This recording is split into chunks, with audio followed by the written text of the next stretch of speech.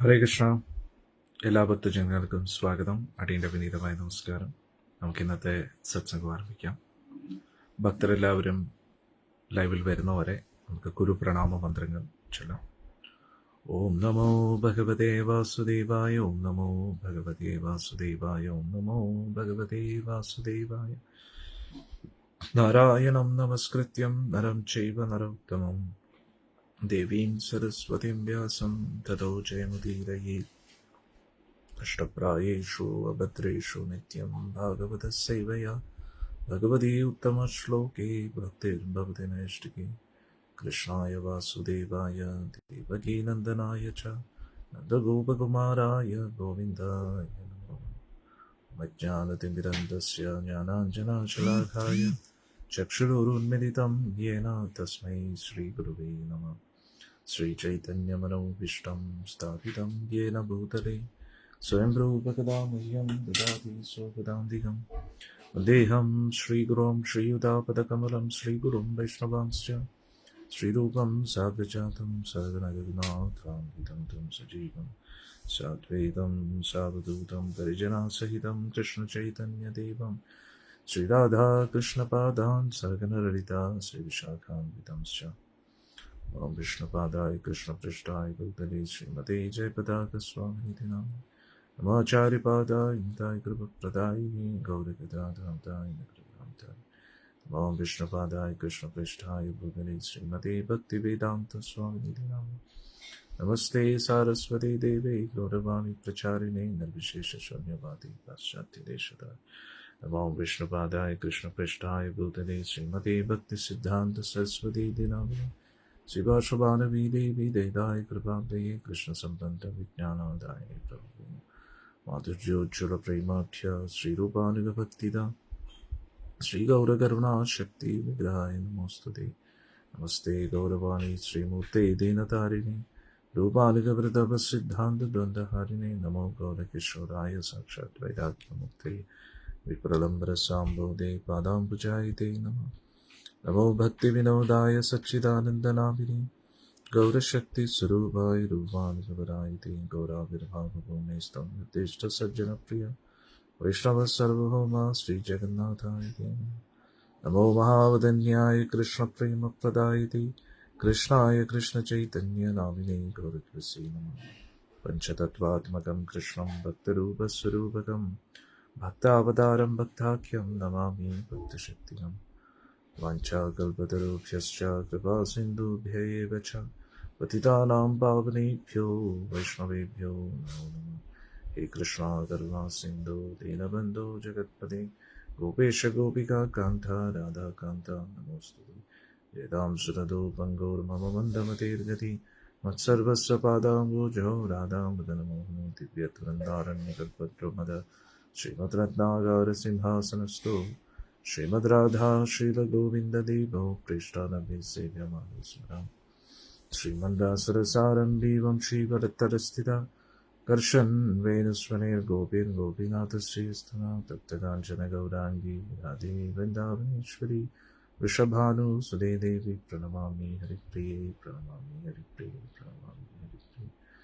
जय श्रीकृष्ण चैतन्य प्रभु नित्यानन्द श्री अद्वैत गदाधर श्रीवासदि गौरभक्तवृंद. जय श्री कृष्ण चैतन्य प्रभु नित्यानंद श्री अद्वैत गदाधर श्रीवासदि गौरभक्तवृंद.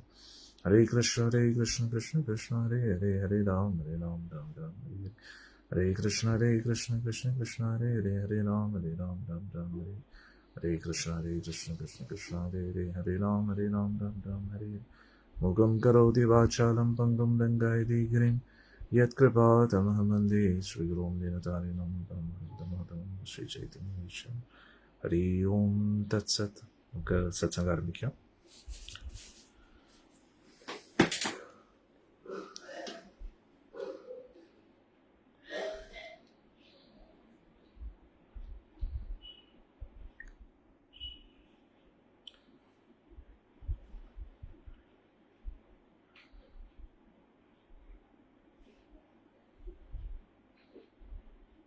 ശ്രീമദ് ഭാഗവതിലെ മൂന്നാമത്തെ സ്കന്ധം 25-ാമത്തെ അധ്യായമാണ് നമ്മളിന്ന് ചർച്ച ചെയ്യാൻ പോകുന്നത്. കർദമ പ്രജാപതി സന്യാസാശ്രമം സ്വീകരിക്കാൻ ദേവഹൂതി ദേവി ഒരുപാട് വിഷമത്തിലാണ് കദമ പ്രജാപതി പോയതിൻ്റെ. അപ്പോൾ മകനായ കപിലമുനി സാക്ഷാൽ ഭഗവാൻ ജ്ഞാനകലാവതാരം അതീന്ദ്രിയ ജ്ഞാനത്തെ ഈ ലോകത്തിന് നൽകാൻ വേണ്ടി ഭഗവാൻ കപിലമുനിയായിട്ട് വന്നിരിക്കുകയാണ്. അപ്പം ഭഗവാൻ അവിടെ അതീന്ദ്രിയമായിട്ടുള്ള അറിവുകൾ ദേവഹൂതി ദേവിക്ക് കൊടുക്കുകയാണ്. എങ്ങനെയാണോ ശിവദേവ് ഗോസ്വാമി പരീക്ഷിത് മഹാരാജന് ഭാഗവതം നൽകിയപ്പോൾ അത് സൂത ഗോസ്വാമി കേട്ട് ശൗനകാദി ഋഷികളിലേക്ക് ആ ഒരു അറിവ് എത്തിയത്, ആ ശൗനകാദി ഋഷികൾക്ക് പറഞ്ഞു കൊടുത്ത അറിവ് നമുക്കും ലഭിച്ചത് ശ്രീമദ് ഭാഗവതത്തിലൂടെ ഇപ്പം ലഭിച്ചുകൊണ്ടിരിക്കുന്നു അല്ലേ. അപ്പോൾ അതേപോലെ ദേവഹൂതി ദേവി ഇതിനകത്ത് തന്നെയാണ് ഈ ശ്രീമദ് ഭാഗവതം ശൗനകാദി ഋഷികൾക്ക് സൂത ഗോസ്വാമി പറഞ്ഞു കൊടുത്ത അതേ ഭാഗവതം അത് പരീക്ഷിത് മഹാരാജാവിന് ശുകദേവ് ഗോസ്വാമി പറഞ്ഞു കൊടുത്തു. അതേ ഭാഗവത്തിൻ്റെ അകത്ത് കപിലമുനിയും ദേവഹൂതി ദേവിയായിട്ടുള്ള ഒരു സംവാദം, അതാണ് നമ്മളിനി പഠിക്കാൻ പോകുന്നത്. സാഖ്യയോഗം എന്ന് പറഞ്ഞ് ശിലപ്രഭുപാജിയുടെ അതിമനോഹരമായിട്ടുള്ളൊരു ഗ്രന്ഥം വന്നിട്ടുണ്ട്. അതിൽ വളരെ മനോഹരമായിട്ട് കപിലമുനിയുടെ ശിക്ഷണങ്ങൾ എല്ലാം പറഞ്ഞു നൽകിയിട്ടുണ്ട്. എന്തായാലും നമുക്ക് ഓരോന്നോരോന്നായിട്ട് പഠിക്കാം. ഇനിയുള്ള ശിക്ഷണങ്ങൾ വളരെ പ്രധാനപ്പെട്ടതാണ്. നമ്മൾ സത്സംഗത്തിൽ എപ്പോഴും ചർച്ച ചെയ്യാറുള്ള ഒരു വിഷയമാണ്. നമ്മളിപ്പോൾ ചിന്തിക്കുന്നു, നമുക്കൊരു പേര് ലഭിച്ചിട്ടുണ്ട്, ജനനത്തോടുകൂടി മരണം വരെ ആ പേരിലാണ് നമ്മൾ നമ്മുടെ വ്യക്തിത്വം എന്ന് കരുതുന്നത്. ആ പേരുമായിട്ടും പിന്നെ ഈ ശരീരത്തിൻ്റെ രൂപം, ഇത് രണ്ടും കൂടെ കണക്ട് ചെയ്ത് നമ്മൾ നമ്മളെക്കുറിച്ചൊരു വ്യക്തിത്വം സൃഷ്ടിച്ചിരിക്കുകയാണ്. പക്ഷേ ഈ പേരോ ഈ ശരീരവും അല്ല നമ്മുടെ യഥാർത്ഥ വ്യക്തിത്വം. ഈ പേരിൻ്റെയും ശരീരത്തിൻ്റെയും അടിസ്ഥാനത്തിൽ നമ്മുടെ മനസ്സിൽ ചില സങ്കല്പങ്ങൾ കൂട്ടിക്കൊണ്ട് വെച്ചിട്ടുണ്ട്. അതാണ് നമ്മുടെ വ്യക്തിത്വം എന്നാണ് നമ്മൾ കരുതുന്നത്. അതായത് നമ്മുടെ പേര്, നമ്മുടെ ഈ ശരീരം, എന്നിട്ട് ഈ ശരീരവുമായിട്ട് ബന്ധപ്പെട്ട ബന്ധങ്ങൾ, അതാണ് നമ്മുടെ യഥാർത്ഥ ബന്ധങ്ങൾ എന്ന് നമ്മൾ തെറ്റിദ്ധരിക്കുന്നു. പക്ഷേ യഥാർത്ഥ നമ്മുടെ വ്യക്തിത്വം എന്ന് പറഞ്ഞു കഴിഞ്ഞാൽ നമ്മൾ ഈ ചിന്തിക്കുന്ന നമ്മുടെ പേരിനും നമ്മുടെ ഈ ശരീരത്തിനും അപ്പുറത്തായിട്ട്, നമ്മുടെ മനസ്സിൻ്റെ സങ്കല്പങ്ങൾക്കും അപ്പുറത്തായിട്ട് ഇതിനകത്തിരിക്കുന്ന ആത്മാവ്, അതാണ് നമ്മുടെ യഥാർത്ഥ വ്യക്തിത്വം. പക്ഷെ ആത്മാവ് ഈ ശരീരമായിട്ട് സ്വയത്തെ തെറ്റിദ്ധരിക്കുന്നു. ഈ പേരുമായിട്ട് ബന്ധപ്പെടുത്തി ഇതാണ് എൻ്റെ വ്യക്തിത്വം എന്ന് ചിന്തിക്കുന്നു. പക്ഷേ ഇതിനൊക്കെ അപ്പുറത്തായിട്ട് നമുക്കൊരു വ്യക്തിത്വമുണ്ട്. ആ വ്യക്തിത്വത്തിലേക്ക് എത്തണമെങ്കിൽ നമ്മൾ എന്തല്ല എന്ന് നമ്മൾ മനസ്സിലാക്കണം. സാഖ്യയോഗ സിദ്ധാന്ത പ്രകാരം എന്തൊക്കെ നമ്മൾ അല്ല എന്നാണ് നമ്മൾ പഠിക്കുന്നത്. ഇപ്പം നമ്മൾ എന്തൊക്കെയോ ആണെന്നാണ് നമ്മൾ കരുതുന്നത് അല്ലേ. ഈ കണ്ണ്, ഈ മൂക്ക്, ഈ ഇന്ദ്രിയങ്ങൾ, പഞ്ചഭൂതങ്ങൾ അല്ലേ, കർമ്മേന്ദ്രിയങ്ങൾ, ജ്ഞാനേന്ദ്രിയങ്ങൾ, ഇന്ദ്രിയ വിഷയങ്ങൾ, ഇതിലാണ് നമ്മുടെ മനസ്സിൻ്റെ സങ്കല്പങ്ങൾ നിറഞ്ഞു നിൽക്കുന്ന, മനസ്സിൻ്റെ ചിന്തകൾ, നമ്മുടെ ബോധം, മനസ്സിനനുസരിച്ച് നമ്മുടെ ബോധം, നമ്മുടെ ആഗ്രഹങ്ങൾ എല്ലാം ഇങ്ങനെ ഒരു വേറൊരു തലത്തിലേക്ക് നമ്മൾ പോയിരിക്കുകയാണ്. അപ്പോൾ ഓരോന്നോരോന്നായിട്ട് എണ്ണി സംഖ്യ എന്ന് പറഞ്ഞാൽ എണ്ണുക എന്ന് തന്നെയാണ്. എണ്ണി തിട്ടപ്പെടുത്തി നമ്മൾ എന്തൊക്കെയല്ല. ഈ കണ്ണ് ഞാനല്ല, ഈ മൂക്ക് ഞാനല്ല, ഈ ചെവി ഞാനല്ല, ഈ നാവ് ഞാനല്ല, അങ്ങനെ ഇന്ദ്രിയങ്ങളൊന്നും ഞാനല്ല. കർമ്മേന്ദ്രിയങ്ങളും അല്ല, കൈ, കാല്, ഇങ്ങനെ ഇതൊന്നും ഞാനല്ല. ജ്ഞാനേന്ദ്രിയങ്ങളും അല്ല, പിന്നെ ഞാൻ മനസ്സല്ല, ഞാൻ ബുദ്ധിയല്ല, മിഥ്യാഹങ്കാരമല്ല, അഗ്നിയല്ല, ഭൂമിയല്ല, ജലമല്ല, അഗ്നിയല്ല, വായുവല്ല, ആകാശമല്ല. അതാണ് സാഖ്യ സിദ്ധാന്തം. എണ്ണി നമ്മൾ മനസ്സിലായി ഇതല്ല ഞാൻ, ഇതല്ല ഞാൻ, ഇതല്ല ഞാൻ, ഇതല്ല ഞാൻ, പിന്നെ ഞാൻ എന്താണ്? ഇതിനെല്ലാം അപ്പുറത്തായിട്ട്. അതായത് പഞ്ചഭൂതങ്ങൾ, ഇതൊന്നും ഞാനല്ല. അന്നേരം അതത്രേ 5 അല്ലേ. പിന്നെ കർമ്മേന്ദ്രിയങ്ങൾ, അതായത് കൈ, കാല്, നമ്മുടെ വാക്കുകൾ, ഗുദം, ജനനേന്ദ്രിയം, ഇത് 5, 5 10. പിന്നെ ജ്ഞാനേന്ദ്രിയങ്ങൾ, കണ്ണ്, മൂക്ക്, നാക്ക്, ത്വക്ക്, ചെവി, ഇത് 5, ഇത്രയായി 15. പിന്നെ ഇന്ദ്രിയ വിഷയങ്ങൾ, ഇപ്പം കണ്ണുകൊണ്ട് നമ്മൾ കാണുന്ന കാഴ്ചകൾ അല്ലേ, അതാണ് ഇന്ദ്രിയ വിഷയം. കാഴ്ച ഒരു ഇന്ദ്രിയ വിഷയമാണ്. അങ്ങനെ ചെവിക്ക് ഒരു ഇന്ദ്രിയ വിഷയമുണ്ട്, ശബ്ദം. നാവിനൊരു ഇന്ദ്രിയ വിഷയമുണ്ട്, രുചി. ത്വക്കിനൊരു ഇന്ദ്രിയ വിഷയമുണ്ട്, സ്പർശനം. അല്ലേ?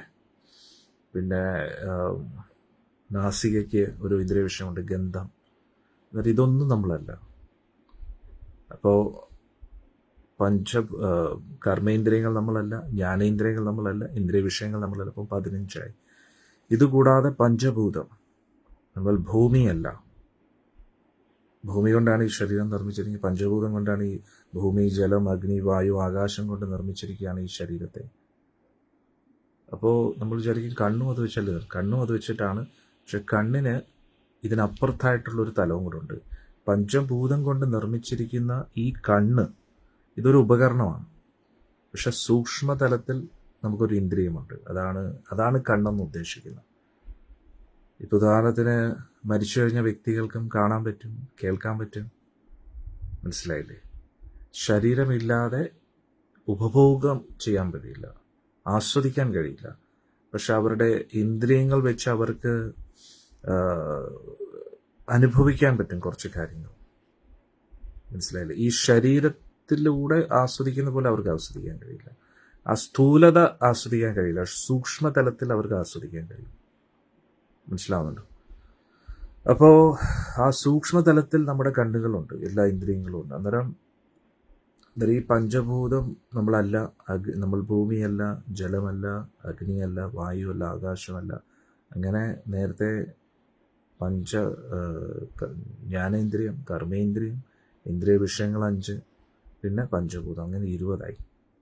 പിന്നെ നമ്മൾ മനസ്സുമല്ല, അല്ലേ? നമ്മൾ മനസ്സാണോ? അല്ല. കാരണം എന്താ?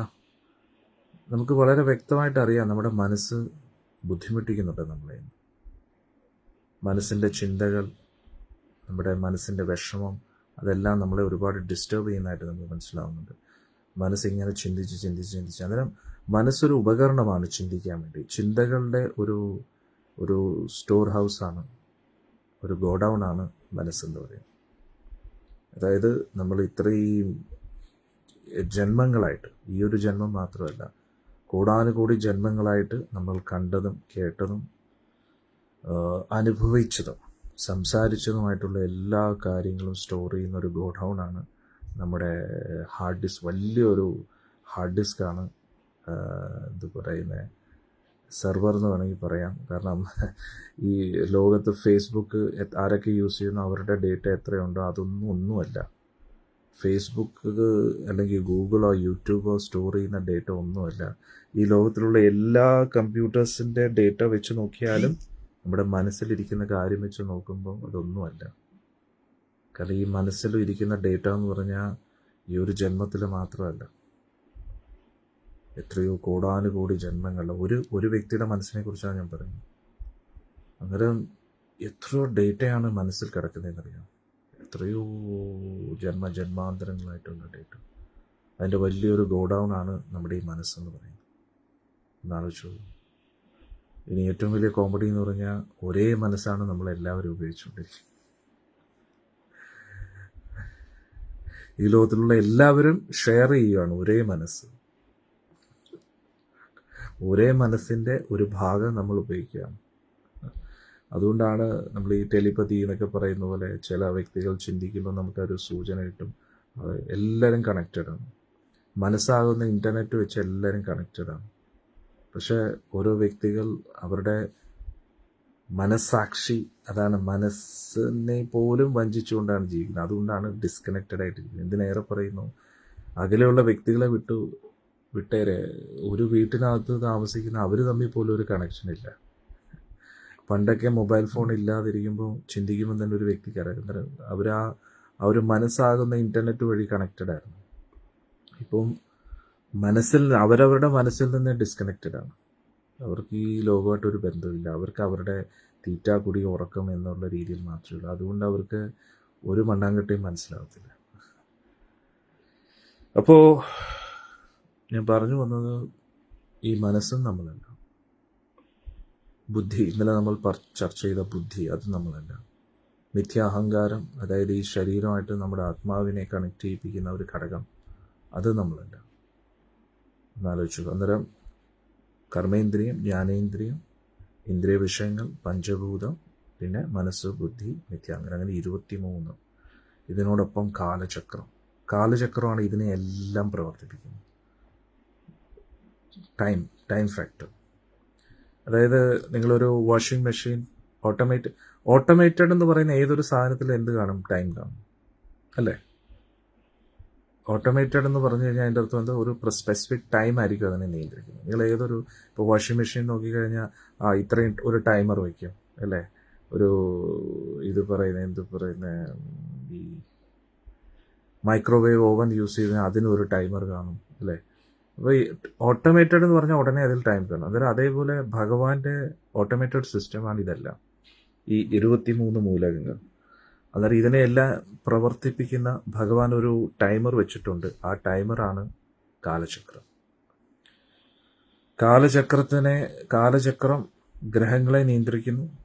സൂര്യനക്ഷത്ര ഗ്രഹങ്ങളെ എല്ലാത്തിനെയും ഇങ്ങനെ നിയന്ത്രിച്ച് പ്രവർത്തിപ്പിക്കുന്നു. എന്നിട്ട് അത് നമ്മളെ എല്ലാവരെയും നിയന്ത്രിക്കുന്നു. ഇത്ര മനോഹരമായിട്ടുള്ള സിസ്റ്റമാണല്ലേ? ഹരേ കൃഷ്ണ. എന്നാൽ ഈ സിസ്റ്റമിൽ നിന്ന് രക്ഷപ്പെടുന്നതിനെയാണ് മോക്ഷം എന്നത്. കാലചക്രത്തിൽ നിന്ന് രക്ഷപ്പെടുക. കാലചക്രത്തിൻ്റെ ഉള്ളിൽ നമ്മൾ പെട്ടുകഴിഞ്ഞാൽ നമ്മൾ മരണത്തിലേക്ക് ഇങ്ങനെ പോയിക്കൊണ്ടിരിക്കും. കർമ്മബന്ധനങ്ങൾ നമ്മളെ ആക്റ്റീവ്. അപ്പോൾ ഭക്തർക്ക് മരണമില്ല എന്നാണോ? ഇനിയൊരു മരണമില്ല. ഇപ്പോൾ ശരീരം എടുത്തു, അതുകൊണ്ട് എന്തായാലും മരിച്ചേ പറ്റൂ. പക്ഷെ ഇനിയൊരു മരണം ഉണ്ടാവത്തില്ല. എന്തുകൊണ്ട്? ഇനിയൊരു ജന്മമില്ല. അതുകൊണ്ട് ജനിച്ചു കഴിഞ്ഞാൽ മരണം ഉറപ്പാണ്. പക്ഷെ ഇനിയൊരു ജന്മം ഇല്ലാത്തതുകൊണ്ട് ഇനി മരണമില്ല. മനസ്സിലാവുന്നുണ്ടോ? അതായത് കോഗ്നിസൻ്റ് എന്ന് പറയും, നമ്മൾ ആ ഒരു തിരിച്ചറിവ് ലഭിക്കും. ഞാൻ ആരാണ്, എന്താണ്. ഇപ്പോൾ നമ്മൾ ആ മുങ്ങിക്കിടക്കുകയാണ്. നമ്മൾ ഈ ജന്മത്തിൽ ലഭിച്ച ആ പേരും ഈ ശരീരത്തിൻ്റെ ഐഡൻറ്റിഫൈ ചെയ്തുകൊണ്ട് നമ്മൾ ഇങ്ങനെ ഇരിക്കുകയാണ്. അതുകൊണ്ടാണ് നമുക്കൊരു സമാധാനം ഇല്ലാത്തത്. ഈ ശരീരത്തിനകത്തിരുന്നു കൊണ്ട് ഈ ശരീരത്തിൻ്റെ ലിമിറ്റേഷൻസ് എല്ലാം, ഈ ശരീരത്തിൻ്റെ പരിമിതികളെല്ലാം നമ്മുടെ പരിമിതികളായിട്ട് ചിന്തിച്ചുകൊണ്ട് നമ്മളൊരു കോംപ്രമൈസ്ഡ് ലൈഫാണ് നമ്മളിപ്പം ജീവിച്ചുകൊണ്ടിരിക്കുന്നത്. പക്ഷേ ഈ ശരീരത്തിൻ്റെയും മനസ്സിൻ്റെ ചിന്തകൾക്ക് അപ്പുറത്ത് കിടന്നുണ്ടല്ലോ, അതാണ് നമ്മുടെ യഥാർത്ഥ ഐഡൻറ്റിറ്റി, യഥാർത്ഥ വ്യക്തിത്വം. ഈ ശരീരത്തിൻ്റെ ഭാരം, മനസ്സിൻ്റെ ചിന്തകളുടെ ആ ഒരു ചങ്ങലയൊക്കെ പൊട്ടിച്ച് നമ്മൾ പുറത്തു വരണം. അതാണ് നമ്മുടെ യഥാർത്ഥ ബ്രഹ്മാനന്ദം, പരമാനന്ദം.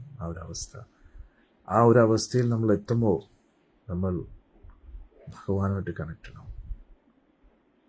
ഭഗവാന്റെ ആ ഒരു ശാശ്വത ബന്ധത്തിലേക്ക് നമ്മളങ്ങ് പോകും. അപ്പോൾ ഇതൊക്കെയാണ് സാംഖ്യ സിദ്ധാന്തത്തിൽ പഠിപ്പിക്കുന്നത്. കേൾക്കുമ്പോഴേ എത്ര സന്തോഷമല്ലേ? ഇങ്ങനെയുണ്ട് കേട്ടപ്പോൾ. അന്നേരം അടിയനത് ചുരുക്കത്തിൽ പറഞ്ഞതാണ്. കപില മുനി ദേവഹൂതി ദേവിക്ക് വളരെ ഡീറ്റെയിൽ ആയിട്ട് പറഞ്ഞു നൽകുന്ന ആ സാംഖ്യ സിദ്ധാന്തം വളരെ ചുരുക്കി അടിയൻ പറഞ്ഞതാണ്. അപ്പോൾ ഇത് ഡീറ്റെയിൽ ആയിട്ട് പഠിക്കുമ്പോൾ എന്തുമായിരിക്കും അല്ലേ?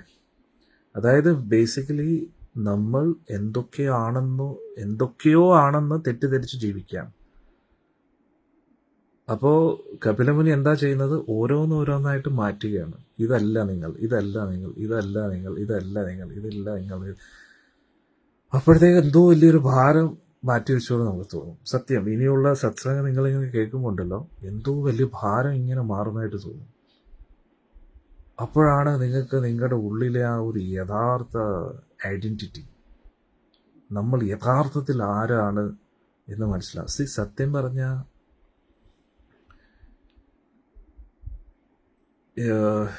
ഇപ്പം എങ്ങനെയാണ് നിങ്ങളെ പറഞ്ഞ് മനസ്സിലാക്കേണ്ടതെന്ന് അറിഞ്ഞൂടാ. കാരണം അത് അനുഭവിച്ചറിയുമ്പോൾ, അതായത് നമ്മളൊരു കയ്യിലൊരു ചങ്ങല കെട്ടി ഇരിക്കുകയാണെന്നിരിക്കട്ടെ, അല്ലേ? ചങ്ങല കെട്ടിയിരിക്കുകയാണ്.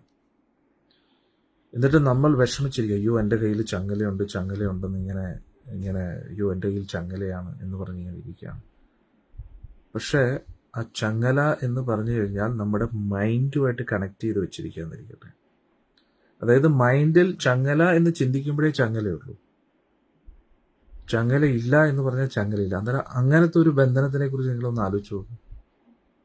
അതായത് ആരോ നമ്മുടെ മൈൻഡിനെ പ്രോഗ്രാം ചെയ്ത് വെച്ചിരിക്കുന്നതായിരിക്കട്ടെ. ഓക്കെ, അതായത് നമ്മുടെ കയ്യിൽ ഇങ്ങനെ ചങ്ങല. ഓക്കെ, വേറൊരു ഉദാഹരണം പറയാം. ഇപ്പോൾ ഒരു ആന എത്ര പവർഫുൾ ആണെന്ന് നിങ്ങൾക്ക് അറിയാമല്ലോ. ഒരു ആന വിചാരിച്ചാൽ എന്താ ഒരു വീടൊക്കെ ഇടിച്ച് പൊളിക്കാൻ കഴിയും. പക്ഷെ ആ ആനയ്ക്ക് ആ ചങ്ങല പൊട്ടിക്കാൻ കഴിയുന്നില്ല. ഒരു തോട്ടി കാണുമ്പോൾ പേടിയാണ്, പാപ്പാനെ കാണുമ്പോൾ പേടിയാണ്. എന്തുകൊണ്ട്?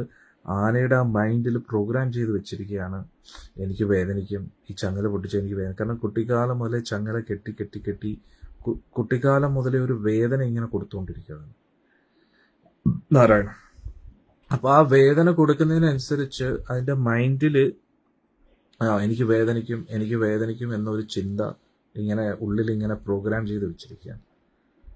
അതുകൊണ്ട് ആ തോട്ടി കാണുമ്പോൾ ആനയ്ക്ക് പേടിയാണ്, പാപ്പാനെ കാണുമ്പോൾ പേടിയാണ്. ഇത്രയും വലിയ ആനയ്ക്ക് ഒരു തോട്ടി കാണുമ്പോഴും പാപ്പാനെ കാണുമ്പോൾ പേടിയാണ്. അന്നേരം അതേപോലെ അടുത്തൊരു ഉദാഹരണം, നമ്മുടെ കയ്യിൽ നല്ല ടൈറ്റായിട്ട് ചങ്ങല കെട്ടി വെച്ചിരിക്കുകയാണ് നമ്മൾ ചിന്തിക്കേണ്ടത്. എന്നിട്ട് നമ്മളത് ചിന്തിച്ചിരിക്കുക. അന്നേരം ആ ചിന്തിക്കുമ്പോൾ ഉടൻ തന്നെ ചങ്ങല വരികയാണ്. അതായത് ഒരു ഗെയിം കളിക്കുകയെന്നിരിക്കട്ടെ. അതായത് നമ്മൾ മനസ്സിൽ ചിന്തിക്കുമ്പോൾ ആ ചങ്ങല ഉണ്ട്, അപ്പോൾ ചങ്ങല ഇല്ലെന്ന് പറഞ്ഞാൽ ഇല്ല. ഇതേപോലെയാണ് നമ്മുടെ അവസ്ഥ. മനസ്സിലായില്ലേ? അതായത് നിങ്ങൾ ഇതാണെന്ന് ചിന്തിക്കുമ്പോൾ അതുമായിട്ട് ബന്ധപ്പെട്ട എല്ലാ ബന്ധനങ്ങളും നിങ്ങളെ ബുദ്ധിമുട്ടിക്കാൻ തുടങ്ങും. നിങ്ങൾക്ക് അങ്ങനെ ഒരു ചിന്തയില്ലെങ്കിൽ നിങ്ങൾ ഇതിൽ നിന്ന് മുക്താവസ്ഥയെത്തി. ക്ലിയറായോ? ഇപ്പോൾ എൻ്റെ പേര് ഞാൻ ചിന്തിക്കുകയാണ് സുരേഷാണ്, ഞാൻ ഈ സ്ഥലത്താണ് ജീവിക്കുന്നത്, ഞാൻ ഒരു മലയാളിയാണ്, ഞാൻ ഈ നായരാണ്, ഞാൻ ഈഴവനാണ്, ഞാൻ നമ്പൂതിരിയാണ്, ഞാൻ ആണാണ്, പെണ്ണാണ്, ഞാൻ പട്ടിയാണ്, ഞാൻ പൂച്ചയാണ്. ഇങ്ങനെ അന്നേരം ആ ഒരു ചിന്തയിലാണ് നമ്മൾ ലോക്കായി കിടക്കുന്നത്. മനസ്സിലാവുന്നുണ്ടോ? 84 ലക്ഷം ജീവിവർഗങ്ങളും ആ ഒരു ചിന്തയിൽ ലോക്കായി കിടക്കുകയാണ്. അപ്പോൾ ആ ചിന്തയിൽ നിന്ന് നമ്മൾ മുക്തനായി കഴിഞ്ഞാൽ നമ്മൾ മുക്തരായി. ഒന്ന് ആലോചിച്ചു, എത്ര ഡേഞ്ചറസ് ആണ്. അതുകൊണ്ടാ ഗുരുവായൂരപ്പൻ നമ്മളോട് ഭഗവത്ഗീതയിൽ പറയുന്ന മൻ മനാ ഭവ മത് ഭക്തോ, നിങ്ങൾ എന്നെക്കുറിച്ച് ചിന്തിക്കൂ, എന്നെക്കുറിച്ച് ചിന്തിക്കൂ. അപ്പോൾ ഭഗവാനെക്കുറിച്ച് ചിന്തിക്കുമ്പോൾ എന്തു പറ്റും? നമ്മുടേതായിട്ടുള്ള ചങ്ങലകളെക്കുറിച്ചുള്ള ചിന്തകൾ കുറയും. നമ്മളിപ്പോൾ വളരെ അഭിമാനത്തോടു കൂടി ഇത് എൻ്റെ ഉത്തരവാദിത്തങ്ങൾ എന്ന് ചിന്തിക്കുന്നു. പക്ഷെ അതെല്ലാം ചങ്ങലകളാണെന്ന് നമ്മൾ മനസ്സിലാക്കുന്നില്ല. കൂടുതൽ ഡീറ്റെയിൽ ആയിട്ട് എനിക്ക് പറയാൻ പറ്റത്തില്ല. കൂടുതൽ ഡീറ്റെയിൽ ആയിട്ട് പറയാൻ ചിലപ്പോൾ നിങ്ങൾക്ക് വിഷമമാകും. ഓരോ നിങ്ങൾ ഉത്തരവാദിത്തങ്ങൾ എന്ന് ചിന്തിക്കുന്നതെല്ലാം ചങ്ങലകളാണ്. അല്ലേ? സത്യമല്ലേ? ഇപ്പോൾ നമ്മൾ ഭഗവാനോട് പറയാം, ഭഗവാനെ അങ്ങയുടെ നാമം ജപിച്ച് അങ്ങയുടെ സേവനം മാത്രം ചെയ്ത് ജീവിക്കാൻ അടിയൻ ആഗ്രഹമുണ്ട്, പക്ഷെ എന്ത് ചെയ്യാനാ? ഇങ്ങനെ ഇതുണ്ട്, അതുണ്ട് എന്ന് ചിന്തിക്കുമ്പോൾ അത് ഉണ്ട്.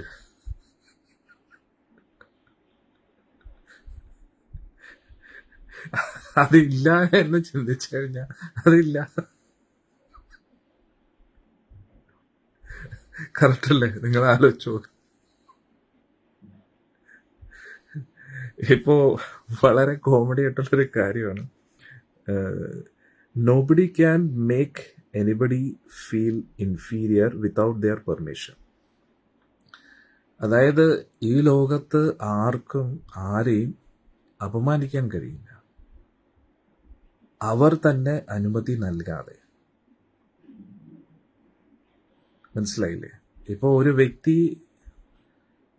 ഒരു വ്യക്തിയെ അപമാനിക്കുമ്പോൾ അത് അപമാനമാണെന്ന് നമ്മൾ ചിന്തിക്കുമ്പോഴാണ് അത് അപമാനം.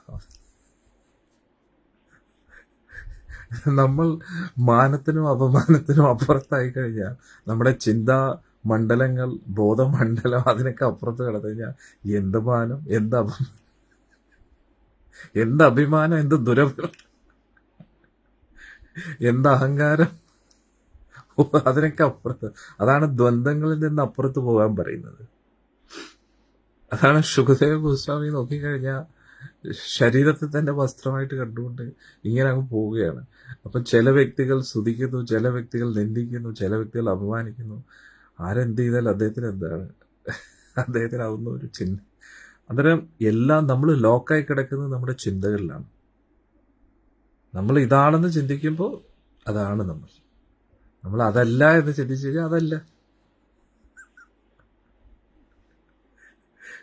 എത്ര ഡേഞ്ചറസ് അവസ്ഥയാണ്. അപ്പൊ നമ്മൾ ഭഗവാനോട് പ്രാർത്ഥിക്കുന്നു, ഭഗവാനെ എന്നെ ഇതിൽ നിന്ന് മോചിപ്പിക്കൂ, എന്നെ ഇതിൽ നിന്ന് എല്ലാ ഈ കെട്ടുബന്ധനങ്ങളിൽ നിന്ന് എന്നെ രക്ഷപ്പെടുത്തു, സംസാര സാഗരത്തിൽ നിന്ന് രക്ഷപ്പെടുത്തു. ശരിയാ, അപ്പം ഭഗവാൻ രക്ഷപ്പെടുത്തും. എങ്ങനെയാ ഭഗവാൻ രക്ഷപ്പെടുത്തുന്നത്? വീണ്ടും വീണ്ടും നമ്മളെ ഓർമ്മിപ്പിക്കുന്നു, എന്തല്ല നമ്മൾ.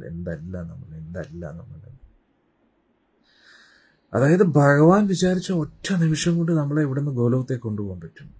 പക്ഷേ ഗോലോകത്തെത്തിയാലും നമ്മൾ ഈ ലോകമായിട്ട് ലോക്കായി കിടന്നു കഴിഞ്ഞാൽ പിന്നെ നമുക്ക് അവിടെ എങ്ങനെ എത്താൻ കഴിയും? അവിടെ എത്തിയിട്ടും പ്രയോജനമില്ല. ഈ പണ്ടത്തെ ചില സിനിമകളിലൊക്കെ റിയലുമാണ്. അതായത് ഈ സൈക്കാട്രിക് രീതിയിലൂടെ ഹിപ്നോട്ടൈസ് ചെയ്ത് ആൾക്കാരെ നിങ്ങൾ ഒരു 10 വർഷം പുറമോട്ട് പോകും, 20 വർഷം പുറമോട്ട് പോകും. അപ്പം ഇതെല്ലാം മനസ്സിൽ കിടപ്പുണ്ട്. അതാണ് നമ്മൾ മനസ്സിലാക്കേണ്ടത്. മനസ്സെന്ന് പറഞ്ഞാൽ ഗോഡൗൺ ആണെന്ന് പറഞ്ഞില്ലേ? അന്നേരം കഴിഞ്ഞ ജന്മത്തിൻ്റെയും പൂർവ്വ ജന്മത്തിൻ്റെയും എല്ലാം ഈ പണ്ടാര ഈ മനസ്സിനകത്ത് കിടപ്പുണ്ട്. അപ്പോൾ നമ്മൾ ആ ഗോഡൗണിൽ പോയി തപ്പിയ എല്ലാം കിട്ടും. ഒരു 30 ജന്മം മുൻപേ നമ്മൾ ആരായിരുന്നു എന്ന് വെച്ചാൽ അതുവരെ ഇതിനകത്ത് ഇരിപ്പുണ്ട്. അപ്പം നമ്മൾ ഒന്ന് ഫോക്കസ് ചെയ്ത് അങ്ങോട്ട് എത്തിക്കഴിഞ്ഞാൽ നമുക്കത് കിട്ടും. പക്ഷെ പിന്നെ തിരിച്ചു വരുമെന്ന് സംശയം.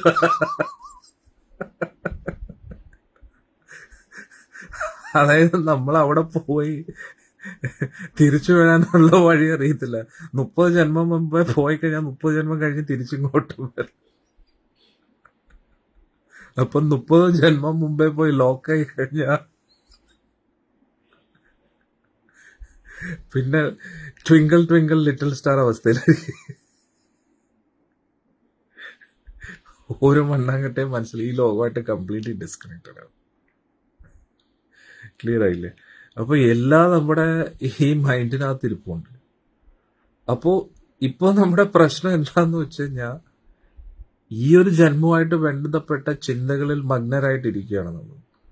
പ്രത്യേകിച്ച് ഇന്നത്തെ ദിവസം ഇത്രയും ഇത്രയും വർഷങ്ങളായിട്ട് നമ്മൾ എന്തൊക്കെ ചെയ്തോ, ഞാൻ ഇന്ന വ്യക്തിയുടെ ഇതാണ്, ആ വ്യക്തിയുടെ ഇതാണ്, ഞാൻ ഈ വ്യക്തിയാണ്, ഞാൻ മലയാളിയാണ്, ഞാൻ നേപ്പാളിയാണ്, ഞാൻ ഹിന്ദിയാണ്, മറാഠിക്കാരനാണ്, അമേരിക്കക്കാരനാണ്, പാകിസ്ഥാനിയാണ്, ഇങ്ങനെയുള്ള ചിന്തകൾ, ഞാൻ ഹിന്ദു, ഞാൻ മുസ്ലിം, ഞാൻ ക്രിസ്ത്യൻ, ഈ ചിന്തകളിൽ നമ്മൾ ലോക്കായി കിടക്കുകയാണ്. അപ്പോൾ ആ ചിന്തകളിൽ നിന്ന് നമുക്ക് പുറത്തു വരുമെന്ന് പറഞ്ഞാൽ ഈസിയല്ല. ഒന്ന് ആലോചിച്ച് നോക്കൂ, സാങ്കേതിക സിദ്ധാന്തം എത്ര അടിപൊളിയാണ്. അപ്പോൾ ഈ സാങ്കേതിക സിദ്ധാന്തം കഴിയുമ്പോൾ എന്തെങ്കിലുമൊക്കെ നടക്കും, ഉറപ്പാണ്.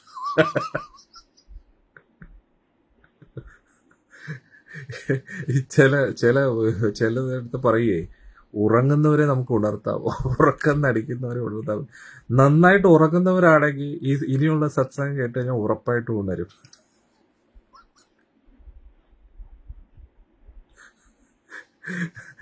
അതായത് ഈ ഓർമ്മ നഷ്ടപ്പെട്ടവർക്ക് ഡോക്ടർ ഓർമ്മ കിട്ടിയോ? ഇല്ല, കിട്ടിയില്ല. ഉള്ളിൽ കിട്ടി, പക്ഷെ പുറമെ അഭിനയിക്കുകയാണെങ്കിൽ ഒന്നും ചെയ്യാൻ പറ്റില്ല. കാരണം അവർ ആ ഓർമ്മയിൽ നിന്ന്, ആ സ്വപ്നത്തിൽ നിന്നും പുറത്തു വരാൻ ആഗ്രഹിക്കുന്നില്ല. പക്ഷെ യഥാർത്ഥത്തിൽ അങ്ങനെയാണ് നമ്മുടെ സത്സംഗത്തിലെ കുറച്ച് ഭക്തർ. അതുകൊണ്ടാണ് അങ്ങനെയുള്ള ഭക്തർക്ക് നമ്മൾ സ്ട്രിക്റ്റ് ആയിട്ട് അവരെ പുറത്താക്കുന്നത്. കാരണം എന്താന്ന് വെച്ച് കഴിഞ്ഞാൽ പുതിയ ആൾക്കാർക്ക് പിന്നെയും മനസ്സിലാവും. 5 വർഷമായിട്ട് സത്സംഗം കേട്ടിട്ടും ഒരു മാലയിൽ സ്റ്റക്കായി കിടക്കും എന്നർത്ഥം നാണക്കേടാണ്. അതിൻ്റെ അർത്ഥം എന്താ? ഉണർന്നിട്ടില്ല എന്നാണോ? അല്ല, ഉറക്കം നടിച്ചു കിടക്കുകയാണ്. ഇതുവരെ ഒരു മാലയിൽ സ്റ്റക്കായി കിടക്കും. അത് ഒരു മാല പോലും ജപിക്കാതെ അഭിമാനത്തോടുകൂടി നടക്കുന്ന ആൾക്കാരുണ്ട്. എന്ത് ചെയ്യാനാ സ്വാമി, സമയമില്ല. അതിൻ്റെ അർത്ഥം ഈ 5 വർഷം സത്സംഗം കേട്ടൊക്കെ എങ്ങോട്ട് പോയെന്ന് ഭഗവാനെ അറിയും. ഹരേ കൃഷ്ണ. അപ്പോൾ ഇതെന്ന് പറഞ്ഞാൽ ഏറ്റവും ഡെപ്തിലുള്ളൊരു സയൻസാണിത്. നമ്മളീ പഠിക്കുന്ന ഫിസിക്സ്, കെമിസ്ട്രി, മാത്സ്, ബയോളജി ഇതൊന്നും ഒന്നുമല്ല. ഈ ലോകത്തുള്ള ഒരു ടെക്നോളജി ഒന്നുമല്ല. നമ്മുടെ ഹ്യൂമൻ ബോഡി എങ്ങനെ പ്രവർത്തിക്കുന്നത്, അതാണ് ഈ സയൻസ്. നമ്മളൊരു ഡോക്ടറിന് പഠിക്കുമ്പോൾ ആ മെഡിക്കൽ സയൻസ് പ്രകാരം നമ്മുടെ ശരീരത്തിൻ്റെ പ്രവർത്തനത്തിനെ നമുക്ക് മനസ്സിലാക്കാൻ പറ്റും. പക്ഷേ അതിൻ്റെ അപ്പുറത്ത് സൂക്ഷ്മ തലങ്ങളിൽ ഒരു ജനനം എങ്ങനെ നടക്കുന്നു, മരണം എങ്ങനെ നടക്കുന്നു, ജീവിതം എന്താണ്, പുനർജന്മം എന്താണ്, ഇതൊക്കെയാണ് റിയൽ സയൻസ് എന്ന് പറഞ്ഞാൽ. നമ്മൾ ഈ ചുറ്റുപാടുമുള്ള എല്ലാം വെട്ടിപ്പിടിക്കാൻ നടക്കുന്നു. എർത്തിൻ്റെ ആ ഒരു ഇത് പഠിക്കുന്നു, ഭൂമിയെക്കുറിച്ച് പഠിക്കുന്നു, ആകാശത്തെക്കുറിച്ചും സ്പേസിനെ കുറിച്ച് പഠിക്കുന്നു. ഓക്കെ, എല്ലാം ഇമ്പോർട്ടൻ്റ് ആണ്. ടെക്നോളജി, നമ്മൾ കാശ് എങ്ങനെ ഉണ്ടാക്കണമെന്ന് പഠിക്കുന്നു, ഇതാണ് അതാണ് അതാണെന്നൊക്കെ. പക്ഷെ ഡസ് നമ്മളെക്കുറിച്ച് നമ്മൾ പഠിക്കാറില്ല. പക്ഷെ ഇതല്ല ഏറ്റവും ഇമ്പോർട്ടൻറ്റ് സയൻസ്. നമ്മൾ എങ്ങനെയാണ് ജനിക്കുന്നത്, എങ്ങനെയാണ് മരിക്കുന്നത്, ഈ ജീവിതം എങ്ങോട്ടാണ് പോകുന്നത്, ഇതിനപ്പുറത്തായിട്ട് നമ്മുടെ ആ പ്രവർത്തന മേഖലകൾ എന്തുവാണ്. ഈവൻ സൈക്കാട്രിക് സ്റ്റഡീസിൽ പോലും പല പല കേസ് സ്റ്റഡീസ് മാത്രമേ ഉള്ളൂ. ഒരു വ്യക്തി ഇങ്ങനെ പെരുമാറുന്നത്, ഈ വ്യക്തി, എന്നിട്ട് അതിൻ്റെ അടിസ്ഥാനത്തിൽ ഒരു ജനറലൈസേഷൻ, ഇത്രയും ആൾക്കാർ ഈ സാഹചര്യത്തിൽ ഇങ്ങനെയാണ്, അതുകൊണ്ട് എല്ലാവരും ഇങ്ങനെയായിരിക്കും എന്നൊരു ഇത് മാത്രമേ ഉള്ളൂ. പക്ഷേ അങ്ങനെയല്ല. ഇതിനൊക്കെ അപ്പുറത്തായിട്ട് നമ്മുടെ ആ ഒരു മൈൻഡിൻ്റെ ഒരു ലെയറിന് അപ്പുറത്തായിട്ട് നമ്മുടെ ഒരു ഐഡൻറ്റിറ്റി ഉണ്ട്. അതിലേക്ക് ആരും പോകാറില്ല. മൈൻഡിനെ പോലും പ്രോപ്പർലി സ്റ്റഡി ചെയ്യാറില്ല. മൈൻഡ് തന്നെ പഠിക്കുക എന്ന് പറഞ്ഞു കഴിഞ്ഞാൽ ഒന്നും പഠിക്കാനൊന്നുമില്ല. നമ്മൾ തന്നെ നമ്മുടെ മൈൻഡിനെ ഈ ലോകത്തിലെ ഏറ്റവും ഇമ്പോർട്ടൻറ്റ് സ്റ്റഡി എന്ന് പറഞ്ഞാൽ പ്രാക്ടിക്കൽ സ്റ്റഡിയാണ്. തിയറിറ്റിക്കലി എന്ത് വേണമെങ്കിലും പഠിക്കാൻ പറ്റും, ഇത് ഇങ്ങനെയാണ് അങ്ങനെയാണ്. പക്ഷെ പ്രാക്ടിക്കൽ അനുഭവം എന്ന് പറഞ്ഞാൽ അതുപോലെ വേറൊന്നുമില്ല. അന്നേരം അതാണ് പണ്ടത്തെ ഋഷിമാരൊക്കെ, സിദ്ധന്മാരൊക്കെ, അവരൊക്കെ ധ്യാന നിമഗ്നമായിട്ട് ഇരുന്നു കൊണ്ട് വ്യവഹാര ലോകത്തിലുള്ള എല്ലാ ചിന്തകളിൽ നിന്നും വിരമിച്ച് അവർ ഉള്ളിൻ്റെ ഉള്ളിൽ മനസ്സിൻ്റെ ഏറ്റവും അടിവാരത്തിലേക്ക്, സമുദ്രത്തിൻ്റെ അടിവാരത്തിൽ ആർക്കും പോകാൻ പറ്റും. ആർക്കും സമുദ്രത്തിൻ്റെ അടിവാരത്തിൽ നല്ല ഡൈവിങ് സൂട്ട് ഉണ്ടെങ്കിൽ പോകാൻ പറ്റും. പക്ഷെ മനസ്സിൻ്റെ ഏറ്റവും ഡെപ്തിലേക്ക് ആർക്ക് പോകാൻ പറ്റും? അവരാണ് കിടിലങ്ങൾ. മനസ്സിൻ്റെ ആ ഒരു ചിന്തകൾ എവിടെ നിന്ന് ഉദ്ഭവിക്കുന്നു, അതിൻ്റെ ആ വേര് തപ്പിയുള്ള ഒരു പോക്കുണ്ട്. അതാണ് റിയൽ ചാലഞ്ച്. ഹിമാലയത്തിൻ്റെ ശിഖരങ്ങളിലേക്ക് ആർക്കും പോകാൻ പറ്റും. പക്ഷെ നമ്മുടെ ബോധത്തിൻ്റെ ഉയർച്ചയിലേക്ക്, ബോധത്തിൻ്റെ ഏറ്റവും പീക്കിലേക്ക് ആർക്ക് പോകാൻ പറ്റും? അതാണ് അമേസിങ്. അപ്പോൾ നമ്മൾ എന്താ ചെയ്യേണ്ടത്? മനസ്സിൻ്റെ ഏറ്റവും അടിവാരം വരെ പോയി വേരോടുകൂടി ഈ ലോകമായിട്ട് ബന്ധപ്പെട്ട എല്ലാ ബന്ധങ്ങളും അറക്കണം. ആ ഒരു നമ്മളെ ഈ ലോകമായിട്ട് ബന്ധിപ്പിക്കുന്ന ആ ഒരു ചങ്ങല പൊട്ടിക്കണം. അപ്പോൾ നമ്മൾ ബോധത്തിൻ്റെ ഏറ്റവും ഉയർന്ന അവസ്ഥയിലേക്ക് എത്തും. ആ ബോധത്തിൻ്റെ ഏറ്റവും ഉയർന്ന അവസ്ഥയിൽ നമുക്ക് ഗുരുവായൂരപ്പനെ കാണാൻ പറ്റും. നമ്മൾ ഗുരുവായൂരപ്പൻ്റെ ആരാണെന്ന് തിരിച്ചറിയാൻ പറ്റും. അപ്പോൾ നമ്മൾ രണ്ട് കാര്യങ്ങളുണ്ട്.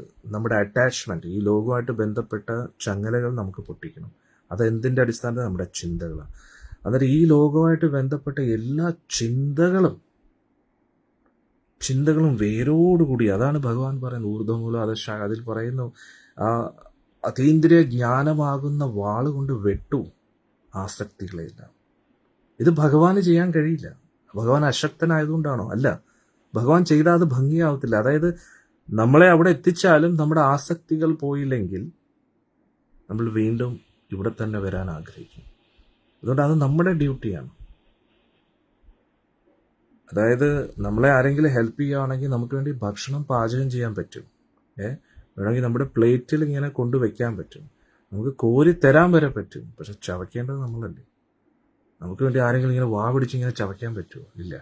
അന്നേരം അതേപോലെ നമ്മൾ ഈ കേൾക്കുന്ന സത്സംഗം, നമ്മൾ കിട്ടുന്ന അറിവുകൾ, അത് തിരിച്ചറിവും സാക്ഷാത്കാരമായിട്ട് മാറ്റേണ്ട ഉത്തരവാദിത്വം നമുക്കാണ്. അല്ലെങ്കിൽ പിന്നെ കോടാനുകോടി ജന്മങ്ങളിൽ കോടാനുകോടി പ്രാവശ്യം നാരായണീയം വായിച്ചു നോക്കും, ഭാഗവതം വായിച്ചു നോക്കും, ഗീത വായിച്ചു നോക്കും, ഒരു മാറ്റം ഉണ്ടാകത്തില്ല. എന്നേറെ പറയുന്നത് ഹരേകൃഷ്ണ മന്ത്രവും ജപിച്ചു നോക്കൂ.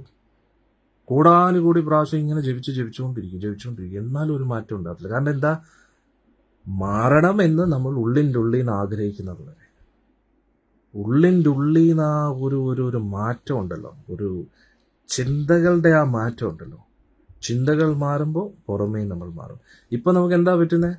ശരീരത്തിൻ്റെ പരിമിതികൾ, നമ്മുടെ പരിമിതികൾ, ഞാൻ ഇതാണ്, എനിക്ക് രോഗമുണ്ട്. സത്യം, രോഗം വരെ നമ്മുടെ മൈൻഡിനെ അനുസരിച്ചാണ്. ഞാൻ രോഗിയാണെന്ന് ചിന്തിച്ചു കഴിഞ്ഞാൽ രോഗം ഉറപ്പായിട്ടുണ്ട്. നിങ്ങളിത് പറയുമ്പോൾ വിശ്വസിക്കത്തില്ല, പക്ഷെ സത്യമാണ്. നമ്മുടെ കർമ്മങ്ങൾ ഒരു ഗെയിം കളിക്കുന്നുണ്ട്. പക്ഷെ നമ്മുടെ ചിന്തകൾ കൊണ്ട് നമുക്ക് എന്തിനേയും നിയന്ത്രിക്കാൻ പറ്റും. ആ ചിന്തകളാകുന്ന ചങ്ങലയിൽ നിന്ന് നമ്മൾ ആ അടിവേരോടുകൂടി എല്ലാത്തിനെയും പൊട്ടിച്ചു കഴിഞ്ഞാൽ പിന്നെ നമ്മുടെ ബോധം ഏറ്റവും ആ ശിഖരത്തിലേക്ക് എത്തിക്കഴിഞ്ഞാൽ ആ സഹസ്രാര ചക്രത്തിൻ്റെ ആ തലത്തിലേക്ക്, അതായത് കൃഷ്ണാബോധം, കൃഷ്ണഭക്തി, ജീവേര സ്വരൂപ് ഹോയ് കൃഷ്ണര നിത്യദാസ്, ഭഗവാന്റെ ആ ഒരു സേവകൻ എന്നുള്ളൊരു ഭാവത്തിലേക്ക് ഒരു ആത്മാവ് എത്തിക്കഴിഞ്ഞാണ്ടല്ലോ, അതിനപ്പുറം പിന്നെ ഒന്നുമില്ല കിട്ടാൻ. ആ ഒരു അവസ്ഥയിലാണ് നമുക്ക് യഥാർത്ഥത്തിൽ നാരായണീയം മനസ്സിലാവുന്നത്. സാന്ദ്രാനന്ദാവബോധാത്മകം അനുപമിതം കാലദേശാവധിഭ്യാം നിർമുക്തം നിത്യമുക്തം നിഗമശതസഹസ്രേണ നിർഭാസ്യമാനം അസ്പഷ്ടം ദൃഷ്ടമാത്രേ പുനരുരു പുരുഷാർത്ഥാത്മകം ബ്രഹ്മതത്വം തത്താവദ്ഭാതി സാക്ഷാത് ഗുരുപവനപുരേ ഹന്തഭാഗ്യം ജനാനാം. അപ്പോൾ ഇതാണ് ആ ആദ്യത്തെ ശ്ലോകത്തിൽ. അപ്പോൾ നമ്മൾ ഈ ഒരു അവസ്ഥയിലേക്ക് എത്തിക്കഴിഞ്ഞാൽ നമുക്ക് മനസ്സിലാവും, ഇതാണ് മേൽപ്പത്തൂർ ഉദ്ദേശിക്കുന്ന ആ ഒരു ഹന്തഭാഗ്യം. എല്ലാ ജനങ്ങളുടെയും എന്തോ ഇത്ര വലിയ പരമ സൗഭാഗ്യമാണ് ഗുരുവായൂരിൽ ഇരിക്കുന്നത്, ഗർഭഗൃഹത്തിനകത്ത് ഇരിക്കുന്നത് എന്ന് അപ്പോഴായിരിക്കും നമുക്ക് മനസ്സിലാവുന്നത്. അല്ലാതെ എത്ര ഗുരുവായൂരപ്പെന്ന് വിളിച്ചിട്ടും കാര്യമില്ലേ. ഒന്ന് ആലോചിച്ച് നോക്കൂ, സാഖ്യയോഗം എങ്ങനെയുണ്ട്, അടിപൊളിയല്ലേ. അതുകൊണ്ട് ഈ എന്താ പറയുക, ചില ഡേഞ്ചറസ് ആയിട്ടുള്ള സിനിമകളൊക്കെ കാണുന്നതിന് മുമ്പേ തുടക്കത്തിൽ കുറച്ച് ഡിസ്ക്ലൈമർ വരും. എല്ലാവരും എന്തോ ബി വെരി കെയർഫുൾ, ഇത് വളരെ വയലൻസ് ഉള്ള സീൻസ് ആയിരിക്കും. അതിന് അതേപോലെ അടിമ പറയുകയാണ്, ഇനിയുള്ള സത്സംഗം വളരെ ഡേഞ്ചറസ് ആണ്. കാരണം ഈ ഒരു സത്സംഗം, ഇനിയുള്ള സത്സംഗം ആരൊക്കെ ശ്രദ്ധയോടുകൂടി കേൾക്കുന്നോ എന്തും സംഭവിക്കും. കാരണം ചിലപ്പോൾ നിങ്ങൾ ഉണർന്നു പോകും. ഹരേ കൃഷ്ണ. ഒരിക്കൽ എൻ്റെ കൂട്ടുകാരൻ എന്തോ പറയുന്ന, ഞാൻ ഭഗവത്ഗീത കൊടുത്തു ഞാൻ ആശ്രമത്തിൽ ഇങ്ങനെ പോകുന്ന സമയത്ത്. അപ്പോൾ എന്നോട് പറഞ്ഞിട്ട്, ഞാൻ ഭഗവത്ഗീത നീ വായിച്ചില്ലേ? അപ്പോൾ ഇല്ലില്ല ഞാൻ വായിച്ചില്ല. അപ്പോൾ എന്താ, വായിച്ചു കഴിഞ്ഞാൽ എല്ലാം വിട്ടിട്ട് പോകേണ്ടി വരും.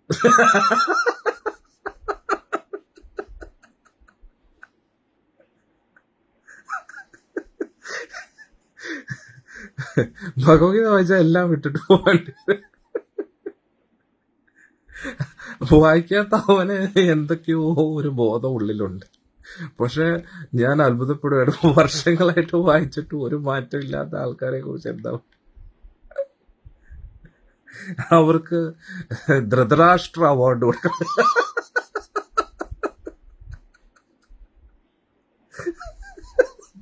സത്യം, നമുക്കൊരു അവാർഡ് പ്രഖ്യാപിക്കണം. ഗോലോകൻ ട്രസ്റ്റിന്റെ വർഷങ്ങളായിട്ട് ഭഗവത്ഗീത വായിക്കുന്നവർക്ക് ഒരു മാറ്റം ഇല്ലാത്ത വ്യക്തികൾക്ക് നമ്മൾ ഈ അർജുന അവാർഡ് കൊടുക്കുന്ന പോലെ, ദ്രോണാചാര്യ അവാർഡ് പോലെ ഒരു ധൃതരാഷ്ട്ര അവാർഡ്. ഇത്രയൊക്കെ ഗീതയും ഭാഗവതവും നാരായണയും കേട്ടിട്ടും ഒരു മാറ്റമില്ലല്ലോ, സമ്മതിച്ചിരിക്കുന്നു. എങ്ങനെ പിടിച്ചിരിക്കുന്നു. അതുകൊണ്ട് എന്താ ഗോലോകൻ ട്രസ്റ്റ് കൊടുക്കുന്ന ധൃതരാഷ്ട്ര അവാർഡ്. ആ ധീരതയുടെ മുമ്പിൽ നമ്മൾ നമിക്കുന്നു. ഇത്രയും ആസക്തിയോടുകൂടി ഈ ലോകത്ത് ജീവിക്കാൻ ഉറച്ച തീരുമാനത്തിലിരിക്കുന്ന ആ ചങ്കൂറ്റത്തിന്റെ മുമ്പിൽ നമ്മൾ തോറ്റു.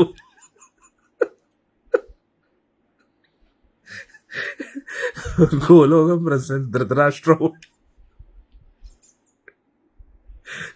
നിങ്ങളെല്ലാരും സൂക്ഷിക്കുക, ആദ്യം തരും നിങ്ങൾക്ക് ധൃതരാഷ്ട്ര. അയ്യോ നാരായണ, അയ്യോ കൃഷ്ണ. അപ്പോ അടിയൻ പറഞ്ഞു, ഹരേ കൃഷ്ണ.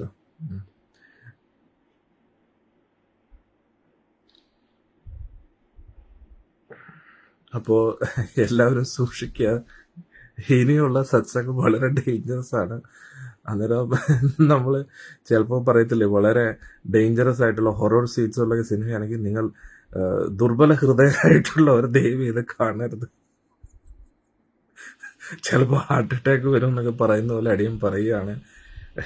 സാഖ്യയോഗം വളരെ ഡേഞ്ചറസ് ആണ്. ഉള്ളില് നല്ല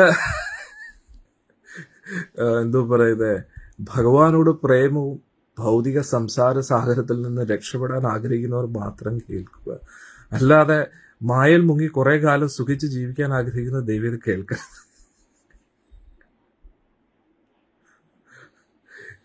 കാരണം ഇത് കേട്ട് കഴിഞ്ഞാൽ പിന്നെ നമുക്ക് ഈ ലോകമായിട്ട് ഒരു ബന്ധം തോന്നത്തില്ല. പിന്നെ ഇത് കേട്ടിട്ട് ഒരു മാറ്റം ഇല്ലാത്തവർക്ക് ഉറപ്പായിട്ട് ധൃതരാഷ്ട്രമാണ്. ഞാൻ അടിയൻ തമാശയ്ക്ക് പറഞ്ഞെങ്കിലും ഇതാണ് പരമാർത്ഥം. നമ്മളൊരു മരുന്ന് കഴിച്ചു കഴിഞ്ഞാൽ രോഗം കുറയണ്ടേ, ആരോഗ്യം സ്വാസ്ഥ്യം ബെറ്റർ ആവണ്ടേ അല്ലേ? അപ്പോഴല്ലേ ആ മരുന്ന് കഴിക്കുന്നതിൽ എന്തെങ്കിലും പ്രയോജനമുള്ളൂ. അപ്പോൾ കാലാകാലമായിട്ട് യുഗങ്ങളായിട്ട് ആചാര്യന്മാർ നമ്മളെ പഠിപ്പിക്കുന്ന ഇതേ ഒരു കാര്യം തന്നെയാണ്. എല്ലാ മതഗ്രന്ഥങ്ങളിലും പറയുന്ന ഒരേ ഒരു കാര്യം എന്ന് പറഞ്ഞാൽ, നമ്മൾ ഇപ്പോൾ ജീവിക്കുന്ന ഈ ലോകം താൽക്കാലിക ലോകമാണ്. ശാശ്വതമായിട്ടുള്ള ഭഗവാന്റെ ഒരു ലോകമുണ്ട്. ആ ലോകത്തിലേക്ക് നമ്മൾ പോവുക. അതിനെ ഓരോ മതത്തിലും പല പല ഭാഷകൾ പല പല രീതിയിലാണ് പറയുന്നത്. ഖുറാനിൽ ജന്നത്ത് എന്ന് പറയുന്നു, ബൈബിളിലെ കിങ്ഡം ഓഫ് ഗോഡ്, സ്വർഗം എന്ന് പറയുന്നു, ഫാദർ ഇൻ ഹെവൻ എന്ന് പറയുന്നു. അപ്പോൾ ആ ഭഗവാന്റെ പരമധാമം ഗോലോക വൃന്ദാവനം, ആ ഒരു ധാമത്തിലേക്ക് പ്രവേശിക്കുക എന്നതാണ് എല്ലാ ജീവാത്മാവിനും ലഭിക്കാനുള്ള പരമോന്നത സിദ്ധി. സിദ്ധി എന്ന് പറഞ്ഞാൽ അച്ചീവ്മെന്റ് എന്നാണ്. ഇപ്പോൾ ഒരു വ്യക്തിക്ക് ഒരു അവാർഡ് കിട്ടുമ്പോൾ അതൊരു അച്ചീവ്മെന്റ് ആയിട്ട് നമ്മൾ കാണുന്നു. ഒരു സ്ഥാനത്തിൽ ഇറ്റ്സ് എ ഗ്രേറ്റ് അച്ചീവ്മെന്റ് എന്ന് പറയുന്നത് അല്ലേ? What you have got this, it's A wonderful achievement എന്നൊക്കെ ഇപ്പോൾ നമ്മൾ പറയില്ലേ, അത് വലിയൊരു അച്ചീവ്മെന്റ് ആയിരുന്നു. അന്നേരം ആ സിദ്ധി, പരമോന്നത സിദ്ധി, ഒരു ആത്മാവിന് ലഭിക്കാൻ പറ്റുന്നതിൻ്റെ പരമോന്നത സിദ്ധി എന്ന് പറഞ്ഞാൽ ഗോലോക പ്രാപ്തിയാണ്, ഗോലോക പ്രവേശനമാണ്. ഗുരുവായൂരപ്പൻ്റെ അടുത്ത് നിന്നുകൊണ്ട് ഗുരുവായൂരപ്പൻ്റെ സേവനം ഗോലോക വൃന്ദാവനത്തിൽ ചെയ്യുക എന്നതാണ് ഏറ്റവും വലിയ സിദ്ധി. ഇനി ആ ഗോലോകത്തിൽ ഭഗവാന്റെ വൃന്ദാവനത്തിലെ യശോദാനന്ദനായ ആ കൃഷ്ണന്റെ, അതേ ഗുരുവായൂരപ്പന്റെ തന്നെ ഏറ്റവും മാധുര്യഭാവമാണ് യശോദാനന്ദനൻ ഗോപീജന വല്ലഭനായിട്ടിരിക്കുന്നത്. അന്നേരം ആ ഭാവത്തിൽ ഗുരുവായൂരപ്പന്റെ സേവനം ചെയ്യുക, ഒരു ഗോപികാരൂപത്തിൽ, ഒരു ഗോപികാരൂപത്തിൽ യശോദാനന്ദനൻ ഗോപീജന വല്ലഭന്റെ സേവനം ചെയ്യുക, മാധുര്യഭാവത്തിൽ ശ്രീമതി രാധാറാണിയുടെ ആ തൃപ്പാദത്തെ പിന്തുടർന്നുകൊണ്ട് ഗോപികമാരുടെ അഷ്ടസഖിമാരുടെയും കൂടാനുകൂടി ഗോപികമാരുടെ മാധുര്യ രസത്തിൽ, ആ പരാഖ്യരസത്തിൽ ഭഗവാന്റെ സേവനം ചെയ്യുക എന്നതാണ് ഈ ലോകത്തിലെ പരമോന്നത സിദ്ധി. ഇതിനപ്പുറം ഒരു ജീവാത്മാവിന് ഒന്നും കിട്ടാനില്ല. ഇതാണ് എല്ലാ ജീവാത്മാക്കളും പരമോന്നത ലക്ഷ്യമായിട്ട് കാണേണ്ടത്. ഇതല്ലാതെ വേറെ എന്തൊക്കെ നമ്മൾ ലക്ഷ്യമായിട്ട് കണ്ടാലും അതിലൊന്നും ഒരു കാര്യമില്ല എന്നാണ് നമ്മൾ മനസ്സിലാക്കേണ്ടത്. ക്ലിയർ ആവുന്നുണ്ടോ? അപ്പൊ നമുക്ക് ഇന്നത്തെ ചർച്ച തുടരാം. അതുകൊണ്ട് ഡിസ്ക്ലെയിമർ എല്ലാം കഴിഞ്ഞു അല്ലേ? ഇനി ഞാനല്ലോ ഉത്തരവാദി. ആരൊക്കെ ശ്രദ്ധിച്ച് കേൾക്കുന്നോ നിങ്ങൾ ഉണരും, സത്യത്തെ തിരിച്ചറിയും. കാരണം സാങ്ക്യ സിദ്ധാന്തം അത്രയ്ക്ക് സൂപ്പറാണ്. കാരണം പറയുന്നത് സാക്ഷാത് ഭഗവാൻ കപിലമുനി. അപ്പോൾ ഈ സാങ്ക്യ സിദ്ധാന്തത്തിൽ ഭഗവാനെ കുറിച്ച് ഒരുവിധം നമ്മൾ കേട്ടിട്ടുണ്ട് അല്ലേ? ഭഗവാന്റെ ധാമത്തെക്കുറിച്ചും ഭഗവാന്റെ മന്ത്രങ്ങളൊക്കെ. പക്ഷെ നമുക്കറിയാത്ത ഏറ്റവും വലിയ കാര്യം എന്താണെന്നറിയോ? മായ എന്താണ്, മായയുടെ റേഞ്ച് എന്താണ്? ഭഗവാന്റെ തന്നെ ശക്തിയാണ് മായാദേവി. അപ്പം മായാദേവി എന്താണ് എന്നാണ് സാഖ്യയോഗത്തിൽ പഠിക്കുന്നത്. അതായത് മായാദേവി എന്ന് പറഞ്ഞാൽ എന്താണ്? എന്തില്ല അത്. അപ്പം നമ്മൾ എന്തല്ല എന്ന് പഠിക്കുമ്പോഴാണ് അതിൽ നിന്നും അതുമായിട്ട് നമ്മൾ ഐഡന്റിഫൈ ചെയ്യുന്നത് നിർത്തുന്നത്. ഐഡന്റിഫൈക്ക് മലയാളത്തിൽ എന്ത് പറയും? അത് നിങ്ങൾ പറഞ്ഞു നോക്കുക. അതായത് നമ്മൾ ഐഡന്റിഫൈ ചെയ്യുകയാണ്. അതായത് ഉദാഹരണത്തിന് ഇപ്പൊ കൊച്ചുകുട്ടികൾ ഒരു ബൊമ്മയും പിടിച്ചുകൊണ്ട് ഇങ്ങനെ കളിക്കുകയാണ്. ഉദാഹരണത്തിന് എന്തെങ്കിലും ഒരു സൂപ്പർമാനോ സ്പൈഡർമാൻ്റെ ഇങ്ങനെ ബൊമ്മ വെച്ചിട്ട് ഞാൻ ഇങ്ങനെ പറക്കുകയാണ് ഇതാന്ന് പറഞ്ഞു. അന്നേരം ആ ഒരു കുട്ടി ആ ബൊമ്മയെ ഐഡന്റിഫൈ, ഞാൻ ഇതാണെന്ന് ഇങ്ങനെ ചിന്തിക്കുകയാണ്, അല്ലേ? അതേപോലെ ഈ ശരീരമാകുന്ന ബൊമ്മയെ ആത്മാവ് ഐഡന്റിഫൈ ചെയ്യാൻ, ഇത് ഞാനാണെന്ന് പറഞ്ഞ് ഇങ്ങനെ ചിന്തിക്കുകയാണ്. അവിടെയാണ് എല്ലാ പ്രശ്നങ്ങളും തുടങ്ങുന്നത്. അപ്പോൾ കുട്ടികൾ എങ്ങനെയാണോ കുട്ടിക്കാലത്ത് കളിക്കുന്നത്, അതേപോലെ നമ്മളും കളിച്ചുകൊണ്ടിരിക്കുകയാണ്. ഈ ശരീരം വെച്ചും ശരീരമായിട്ട് ബന്ധപ്പെട്ട ബന്ധങ്ങൾ വെച്ചും. കുട്ടിക്കാലത്ത് കുട്ടികൾ അമ്മ അച്ഛൻ എന്നൊക്കെ പറഞ്ഞ് കളിക്കത്തില്ലേ, വണ്ടി ഓടിച്ച് കളിക്കുന്നു, അതേപോലെ നമ്മളും കളിച്ചുകൊണ്ടിരിക്കുകയാണ്. പക്ഷെ റിയാലിറ്റി എന്ന് പറഞ്ഞാൽ ഇതൊന്നുമല്ല. കാരണം ഇത് റിയാലിറ്റി ആയിരുന്നുവെങ്കിൽ വീണ്ടും വീണ്ടും ഇതെങ്ങനെ മാറിക്കൊണ്ടിരിക്കുന്നു, അല്ലേ? ജനനം കൊണ്ട് തുടങ്ങുന്നു, മരണത്തോടുകൂടി എല്ലാം അവസാനിക്കുന്നു. വീണ്ടും ജനിക്കുന്നു, വീണ്ടും മരിക്കുന്നു, വീണ്ടും ജനിക്കുന്നു, വീണ്ടും മരിക്കുന്നു, വീണ്ടും ജനിക്കുന്നു, വീണ്ടും മരിക്കുന്നു. ഇതിൻ്റെ ഇടയിൽ ഇതിനെ നിലനിർത്താൻ വേണ്ടി കഷ്ടപ്പെട്ടുകൊണ്ടിരിക്കുന്നു. നമ്മുടെ ശരീരത്തെ നിലനിർത്താൻ വേണ്ടി കഷ്ടപ്പെടുന്നു. നമ്മുടെ ശരീരമായിട്ട് ബന്ധപ്പെട്ട ബന്ധങ്ങളുടെ ശരീരത്തെ നിലനിർത്താൻ വേണ്ടി കഷ്ടപ്പെടുന്നു. ഈ ശരീരത്തിന് എന്തെങ്കിലും ദുഃഖം വരാതെ നോക്കുന്നു. നമ്മൾ സ്നേഹിക്കുന്നവരുടെ ശരീരത്തിന് ഒന്നും വരാതെ നോക്കുന്നു. അവർക്ക് എന്നും സുഖമായിട്ട് വസിക്കാൻ വേണ്ടി ഒരു സ്ഥലം നമ്മൾ ഉറപ്പാക്കുന്നു. ആ സ്ഥലത്തെ നിലനിർത്താൻ വേണ്ടി കഷ്ടപ്പെടുന്നു, അല്ലേ? അന്നേരം ഇത് തന്നെയാണ് നമ്മുടെ ജീവിതം. ജനനം മരണം, ഇതിൻ്റെ ഇടയിൽ കഷ്ടപ്പെടുന്നു ഇതിനെ നിലനിർത്താൻ വേണ്ടി. പക്ഷെ എത്രയൊക്കെ കഷ്ടപ്പെട്ടാലും ഒരു ദിവസം ഇതെല്ലാം ഉപേക്ഷിച്ചിട്ട് പോകേണ്ടതായിട്ടുണ്ട്. ഓക്കെ, ഇത് ക്ലിയർ ആയല്ലോ, അല്ലേ? അതുകൊണ്ട് ഞാൻ തമാശ രൂപത്തിൽ പറഞ്ഞതാണെങ്കിലും വളരെ സീരിയസ് ആയിട്ട് പറയുകയാണ്. ഇനിയുള്ള സത്സംഗം വളരെ ഇമ്പോർട്ടൻ്റ് ആണ്. എല്ലാവരും കേൾക്കേണ്ടതാണ്. അത് കേട്ട് കഴിഞ്ഞാൽ നമുക്ക്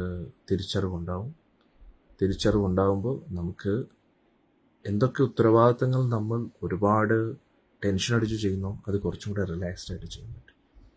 കാരണം നമ്മൾ വിചാരിക്കുന്നത് എന്താണ്, ഇതെല്ലാം ഞാനാണ് ചെയ്യുന്നത്, എൻ്റെ കഴിവ് കൊണ്ടാണ്, ഞാൻ ഇത് ചെയ്തേ പറ്റൂ, അത് ചെയ്തേ പറ്റൂ. പക്ഷേ ഈ ലോകം എങ്ങനെയാണ് പ്രവർത്തിക്കുന്നത് എന്ന് നമ്മൾക്ക് മനസ്സിലാക്കണമെങ്കിൽ ഈ ഒരു സിദ്ധാന്തം മനസ്സിലാക്കണം, സാഖ്യ സിദ്ധാന്തം. അപ്പോൾ നമുക്ക് തുടങ്ങാം. ശൗനക ഉവാച കപിലസ്തത്വസാഖ്യാത ഭഗവാനാത്മമായയാ ജാതസ്വയം അജസാക്ഷാത് ആത്മപ്രജ്ഞാപ്തയേ നൃണാം. ശൗനക ഋഷി പറഞ്ഞു, ഭഗവാൻ അജനാണ്, ജന്മരഹിതനാണ്. സാക്ഷാൽ ഭഗവാൻ, ജന്മമില്ലാത്ത ഭഗവാൻ ജന്മമെടുത്തു ഭഗവാന്റെ സ്വന്തം ശക്തിയാൽ. ആ അതീന്ദ്രിയ സാഖ്യ സിദ്ധാന്തത്തെ മനുഷ്യരാശിയുടെ നന്മയ്ക്കായിട്ട് നൽകുകയാണ്. എന്തിനാണ് ഈ മനുഷ്യരാശിയുടെ നന്മയെന്ന് പറയുന്നത്? കാരണം നമുക്ക് മനസ്സിലാവുന്നില്ലെന്നേ ഉള്ളൂ, നമ്മളിങ്ങനെ ചെളിയിൽ കളിച്ചുകൊണ്ടിരിക്കുകയാണ്. അതായത് ഒരു കൂട്ടം പന്നികൾ എങ്ങനെയാണോ ചെളിയിൽ ഇങ്ങനെ കളിച്ചുകൊണ്ടിരിക്കുന്നത്, അവിടെ തന്നെ മലം ഭക്ഷിച്ചും അങ്ങനെ ജീവിക്കുന്നു.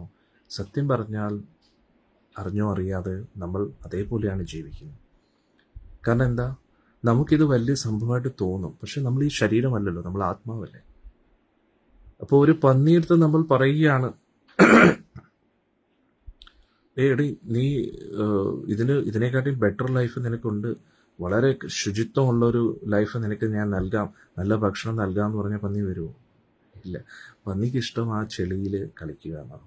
ചെളിയിൽ കളിക്കുക, മലം കഴിക്കുക, മലം തിന്ന് ജീവിക്കുക, ഇതാണ് പന്നികൾക്കിഷ്ടം. അതേപോലെ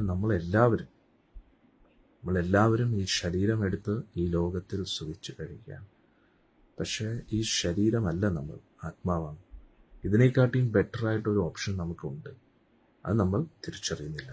അന്നേരം നമ്മളെ ഉണർത്താൻ വേണ്ടിയാണ് കപിലമുനി വന്നിരിക്കുന്നത്. നാഹി അസ്യ വർഷ്മനാ പുംസാം വരിണ്നാ സർവയോഗിനാം വിശ്രുതോ ശ്രുതദേവസ്യ ഭൂരി തൃപ്യന്തി മേ അസവ. ശൗനക ഋഷി പറഞ്ഞു, ഭഗവാനെക്കാട്ടിയും ഈ ലോകത്ത് വേറെ ആർക്കെങ്കിലും എന്തെങ്കിലും അറിയാൻ പറ്റുമോ? അദ്ദേഹത്തെക്കാട്ടിയും ആരാധ്യനായിട്ട് ഈ ലോകത്തിൽ വേറെ ആരെങ്കിലും ഉണ്ടോ? അദ്ദേഹത്തെ പോലെ ഒരു യോഗി ഈ ലോകത്ത് വേറെ എന്തെങ്കിലും ഉണ്ടോ? വേറെ ആരെങ്കിലും ഉണ്ടോ?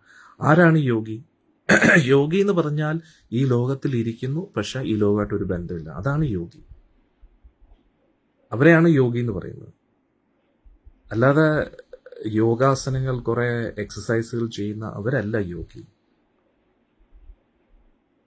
യഥാർത്ഥ യോഗി എന്ന് പറഞ്ഞു കഴിഞ്ഞാൽ അവർ ആസനങ്ങൾ ചെയ്യണമെന്ന് നിർബന്ധം പോലുമില്ല. അവരുടെ മനസ്സിനെ നിയന്ത്രിച്ച്, മനസ്സിനെ ഭൗതിക തലത്തിലേക്ക് പോകാതെ നിയന്ത്രിച്ചിരിക്കുന്നവരെയാണ് യോഗി. സ്ഥിതപ്രജ്ഞനായിട്ടിരിക്കുന്ന അവരാണ് ഏറ്റവും മച്യൂർ യോഗി എന്നത്. അതായത് പരിപക്വ അവസ്ഥയിലെത്തിയ യോഗി. അതായത് ആ യോഗി എന്ന് പറഞ്ഞു കഴിഞ്ഞാൽ അവർക്ക് അവരുടെ ശരീരത്തിലും മനസ്സിലും ഇന്ദ്രിയങ്ങളും പൂർണ്ണ നിയന്ത്രണമുണ്ട്. നിയന്ത്രണം എന്ന് പറഞ്ഞു കഴിഞ്ഞാൽ സാധാരണ ലോകത്തിലുള്ള വ്യക്തികൾ ഏത് വിഷയങ്ങളിലാണോ ആസ്വാദനമായിട്ട് കാണുന്നത്, അതിലൊന്നും ഇവർ ഒരു ആസ്വാദനം കാണത്തില്ല.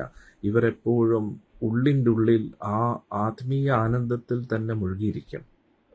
ഭഗവാനുമായിട്ടുള്ള ഒരു സമ്പർക്കത്തിൽ മാത്രം ആനന്ദിക്കുന്ന വ്യക്തികൾ, അവരെയാണ് യോഗി എന്ന് പറയുന്നത്. അപ്പം ഭഗവാനെക്കാട്ടിയും വലിയൊരു യോഗിയില്ല. കാരണം എന്താ? അപ്പം ഭഗവാൻ എന്തിനാണ് യോഗി എന്ന് പറഞ്ഞത്? കാരണം ആത്മാവ് ഓക്കെ ഭഗവാനായിട്ട് കണക്റ്റഡ് ആയിട്ടിരിക്കുമ്പോൾ യോഗി എന്ന് പറയും. ഭഗവാൻ എന്തിനാ യോഗി എന്ന് പറഞ്ഞാൽ, കാരണം നമ്മൾ നമ്മുടെ യഥാർത്ഥ അസ്തിത്വത്തെക്കുറിച്ച്, നമ്മുടെ യഥാർത്ഥ ഐഡൻറ്റിറ്റിയെക്കുറിച്ച് ഐഡൻറ്റിഫൈ ചെയ്യുമ്പോഴാണ് നമ്മൾ യോഗിയാവുന്നത്. അതായത് എങ്ങനെ? ഇപ്പം ഞാൻ നേരത്തെ ഒരു ഉദാഹരണം പറഞ്ഞില്ലേ, നമ്മളൊരു കുട്ടികളിങ്ങനെ ബൊമ്മയായിട്ട് ഇങ്ങനെ കളിച്ചുകൊണ്ടിരിക്കുന്നു. അന്നേരം ബൊമ്മയായിട്ട് കളിച്ച് ഇങ്ങനെ ഞാൻ ഈ ബൊമ്മയാണ്, ഞാൻ ഈ സൂപ്പർമാനാണ്, ഞാൻ സ്പൈഡർമാനാണ്, ഇങ്ങനെ തെറ്റിദ്ധരിക്കുന്നു അല്ലേ? പക്ഷെ ആ കുട്ടി ഇത് ഞാനല്ല, ഞാൻ ഈ കുട്ടിയാണെന്ന് മനസ്സിലാക്കുമ്പോൾ അതാണല്ലോ റിയാലിറ്റി. അന്നേരം അതേപോലെ നമ്മൾ എപ്പോഴാണോ ഞാൻ ഈ ശരീരമല്ല എന്ന് തിരിച്ചറിയുന്നത്, ഞാൻ യഥാർത്ഥത്തിൽ ആരാണ് എന്ന് മനസ്സിലാക്കുന്നത്, അപ്പോഴാണ് നമ്മൾ യോഗസിദ്ധനാവുന്നത് ഇല്ലേ? അപ്പം ഭഗവാൻ എങ്ങനെയാണ് യോഗിയാവുന്നത്? ഭഗവാൻ എപ്പോഴും ഭഗവാനാണെന്നുള്ള കാര്യം മറക്കുന്നില്ലല്ലോ. ഇപ്പൊ ഇത് നിങ്ങൾ ചിലപ്പം പെട്ടെന്ന് മനസ്സിലാവില്ലെന്ന് എനിക്ക് അറിഞ്ഞുകൂടാ. നമ്മൾ ഭഗവാന്റെ സേവകരാണ്. ഓക്കെ, അത് നമ്മൾ മറന്നിട്ട് നമ്മൾ സ്വയം ആസ്വദിക്കാൻ നടക്കുന്നു. അപ്പോൾ നമ്മൾ യഥാർത്ഥ ആത്മീയ അവബോധത്തിൽ നിന്നും പതനം സംഭവിച്ചു. പക്ഷെ ഭഗവാൻ ഒരിക്കലും ശരീരം എടുക്കേണ്ടി വരുന്നില്ല. കാരണം ഭഗവാന് കർമ്മബന്ധനങ്ങളില്ല. ഭഗവാൻ എപ്പോഴും മുക്താവസ്ഥയിലാണ്. നമ്മൾ കേൾക്കാറില്ലേ, ഞാനിപ്പോൾ എല്ലാം ചെയ്യുന്നു, പക്ഷെ ഒന്നിനോടും ഒരു ബന്ധമില്ലാത്തവൻ തന്നെയാണ് ഈ വിശ്വം മുഴുവൻ ചമച്ചതെന്ന് കേൾക്കുന്നില്ലേ? അന്നേരം ഭഗവാൻ എല്ലാം ചെയ്യുന്നുണ്ടെങ്കിലും ഭഗവാൻ സ്വബോധത്തെ നഷ്ടപ്പെടുത്തുന്നില്ല. അതായത് ഈ ചെളിയിൽ ഭഗവാൻ വരുന്നുണ്ടെങ്കിലും ഭഗവാൻ ഈ ചെളിയിൽ പെട്ടുപോകുന്നില്ല. നമ്മൾ ഇവിടെ കിടന്നങ്ങ് കളിക്കുകയാണ് ചെളിയിൽ. നമ്മൾ ഇതാണെന്ന് പറഞ്ഞിട്ട് ഇങ്ങനെ ചെയ്യുക. പക്ഷെ ഭഗവാൻ ഒരിക്കലും ഭഗവാന്റെ വ്യക്തിത്വത്തെ മറക്കുന്നില്ല. പക്ഷെ നമ്മൾ നമ്മുടെ വ്യക്തിത്വത്തെ മറക്കുന്നു. അതുകൊണ്ട് നമ്മൾ വീണ്ടും വീണ്ടും മായയിൽപ്പെട്ടു പോവുകയാണ്. മായ എന്ന് പറഞ്ഞാൽ എന്താണ്? നമ്മൾ എന്തല്ല എന്നതിനെക്കുറിച്ച് ചിന്തിച്ച് അതിനുവേണ്ടി മാത്രം ജീവിക്കുമ്പോൾ നമ്മൾ മായയിലാണ്. പക്ഷെ നമ്മൾ യഥാർത്ഥത്തിൽ ആരാണോ, ഇവിടെ ഇരുന്നു കൊണ്ട്, മായാലോകത്ത് ഇരുന്നു കൊണ്ട് വൈകുണ്ഠ ലോകത്തിൽ, ഗോലോകത്തിൽ എന്ത് ചെയ്യണമോ അത് ഇവിടെ ചെയ്യുമ്പോൾ നമ്മൾ മുക്താവസ്ഥയിലാണ്. ക്ലിയർ ആയോ? ഇല്ല? ഒന്നും മനസ്സിലായില്ല? കമൻസിലിടും. യഥാർത്ഥത്തിൽ നമ്മൾ ആരാണ്? ഗോലോകത്തിൽ ഭഗവാന്റെ സേവനം ചെയ്യുന്നവരായിരിക്കും. അത് മറന്നിട്ട് നമ്മൾ വേറെ എന്തൊക്കെയോ ആണെന്ന് പറഞ്ഞ് എന്തൊക്കെയോ ചെയ്തുകൊണ്ടിരിക്കുക. അപ്പോൾ നമ്മൾ മായയിലാണ്. പക്ഷെ ഈ ലോകത്തിൽ നമ്മൾ ഇത് മനസ്സിലാക്കി നമ്മൾ ഉള്ള കാലത്തോളം ഇവിടെ ഇരുന്നു കൊണ്ട് ഗോലോകത്തിലിരിക്കുന്ന അതേ ഭഗവാന്റെ സേവനം ഇവിടെ ഉള്ളത് വെച്ച് നമ്മുടെ കഴിവിന്റെ പരമാവധി ചെയ്യുമ്പോൾ നമ്മൾ മുക്താവസ്ഥയിലാണ്. ക്ലിയർ ആവുന്നുണ്ട്? അതായത് നമ്മൾ ആ ഗോലോകത്ത് എത്തിയില്ലെങ്കിലും ഇവിടെ ഇരുന്നു കൊണ്ട് ഗോലോകത്തെ നമുക്ക് അനുഭവിക്കാൻ പറ്റും. അതെല്ലാവരും അനുഭവിച്ചു രാധാഷ്ടമി സമയം. കാരണം എല്ലാം ബോധമാണേ. നമ്മൾ ഈ ലോകത്തിലാണെങ്കിലും നമ്മൾ ഈ ലോകത്തിന്റെ അല്ല എന്ന് മനസ്സിലാക്കി ആ പരമോന്നതനായ ഗുരുവായൂരപ്പന് വേണ്ടി ഗോലോകത്തിൽ എല്ലാവരും എങ്ങനെയൊക്കെ സേവനം ചെയ്യുന്നോ അതേപോലെ ഇവിടെ ഇരുന്നു കൊണ്ട് നമ്മുടെ കഴിവിന്റെ പരമാവധി ഗുരുവായൂരപ്പനും രാധാറാണിക്കും വേണ്ടി സേവനം ചെയ്യുമ്പോൾ നമ്മൾ പിന്നെ ഇവിടെയല്ല, നമ്മൾ ഗോലോകത്തിലാണ്. പക്ഷെ നമുക്ക് ഈ സ്ഥലം കേരളത്തിൽ തന്നെയാണല്ലോ, ഭൗതിക ലോകത്തിൽ തന്നെയാണല്ലോ. അല്ല, നമുക്ക് തോന്നുന്നു, പക്ഷെ നമ്മൾ അവിടെയല്ല. കാരണം തൃശ്ശൂർ എന്ന് പറയുന്നത് കേരളത്തിലാണ്, പക്ഷെ ഗോലോകം എവിടെയും എപ്പോഴും അവതരിക്കാം. അത് നിങ്ങൾക്ക് മനസ്സിലാവുന്നു. അതായത് ഗോലോകം എന്ന് പറയുന്ന ആ ധാമം ഉണ്ടല്ലോ, ആ ധാമം ദേശകാല പരിധിയിൽ ഉള്ളിൽ ഒതുക്കാൻ പറ്റുന്നതല്ല. അതുകൊണ്ടാണ് വീണ്ടും വേറെ നാരായണീയം ബാക്കി ശ്ലോകങ്ങളൊന്നും പഠിച്ചില്ലെങ്കിൽ ആദ്യത്തെ ശ്ലോകം നിങ്ങൾ ഫോക്കസ് ചെയ്താൽ അതിലെല്ലാം ഉണ്ട്. എന്താ പറയാ, സാന്ദ്രാനന്ദാവബോധാത്മകം അനുപമിതം കാലദേശാവദിഭ്യാം നിർമുക്തം. കാലദേശ അവധിയുടെ ഉള്ളിൽ പെടുന്നില്ല ഗുരുവായൂർ. എന്തുകൊണ്ട്? ഗുരുവായൂർ യഥാർത്ഥത്തിൽ ഗോലോകമാണ്. നിങ്ങൾ ആ ഗർഭഗ്രഹത്തെ കാണുന്നത്, പക്ഷെ ഗുരുവായൂരപ്പൻ എവിടെയുണ്ടോ അത് ഗോലോകമാണ്. നിങ്ങൾ ഗോലോകത്തിൽ പ്രവേശിക്കാൻ യോഗ്യരാണെങ്കിൽ നിങ്ങൾക്ക് ഗുരുവായൂരപ്പനെ യഥാർത്ഥത്തിൽ കാണാൻ പറ്റും. മേൽപ്പത്തൂർ കണ്ടതുപോലെ, വെല്ലുമംഗലം കണ്ടതുപോലെ, കുറൂരമ്മ കണ്ടതുപോലെ നിങ്ങൾക്ക് യഥാർത്ഥത്തിൽ ഗുരുവായൂരപ്പനെ കാണാൻ പറ്റും. പക്ഷെ ഇപ്പോൾ നിങ്ങൾക്ക് ആ ഗർഭഗ്രഹത്തിനകത്തിരിക്കുന്ന വിഗ്രഹം ഭഗവാനാണ്, പക്ഷെ നമുക്ക് ഈ ഭഗവാന്റെ യഥാർത്ഥ രൂപം കാണാൻ കഴിയുന്നില്ല. അപ്പോൾ നമുക്ക് എന്ത് തോന്നുന്നു, ഇത് കുറച്ച് വർഷങ്ങൾ മുമ്പേ തീവെട്ട്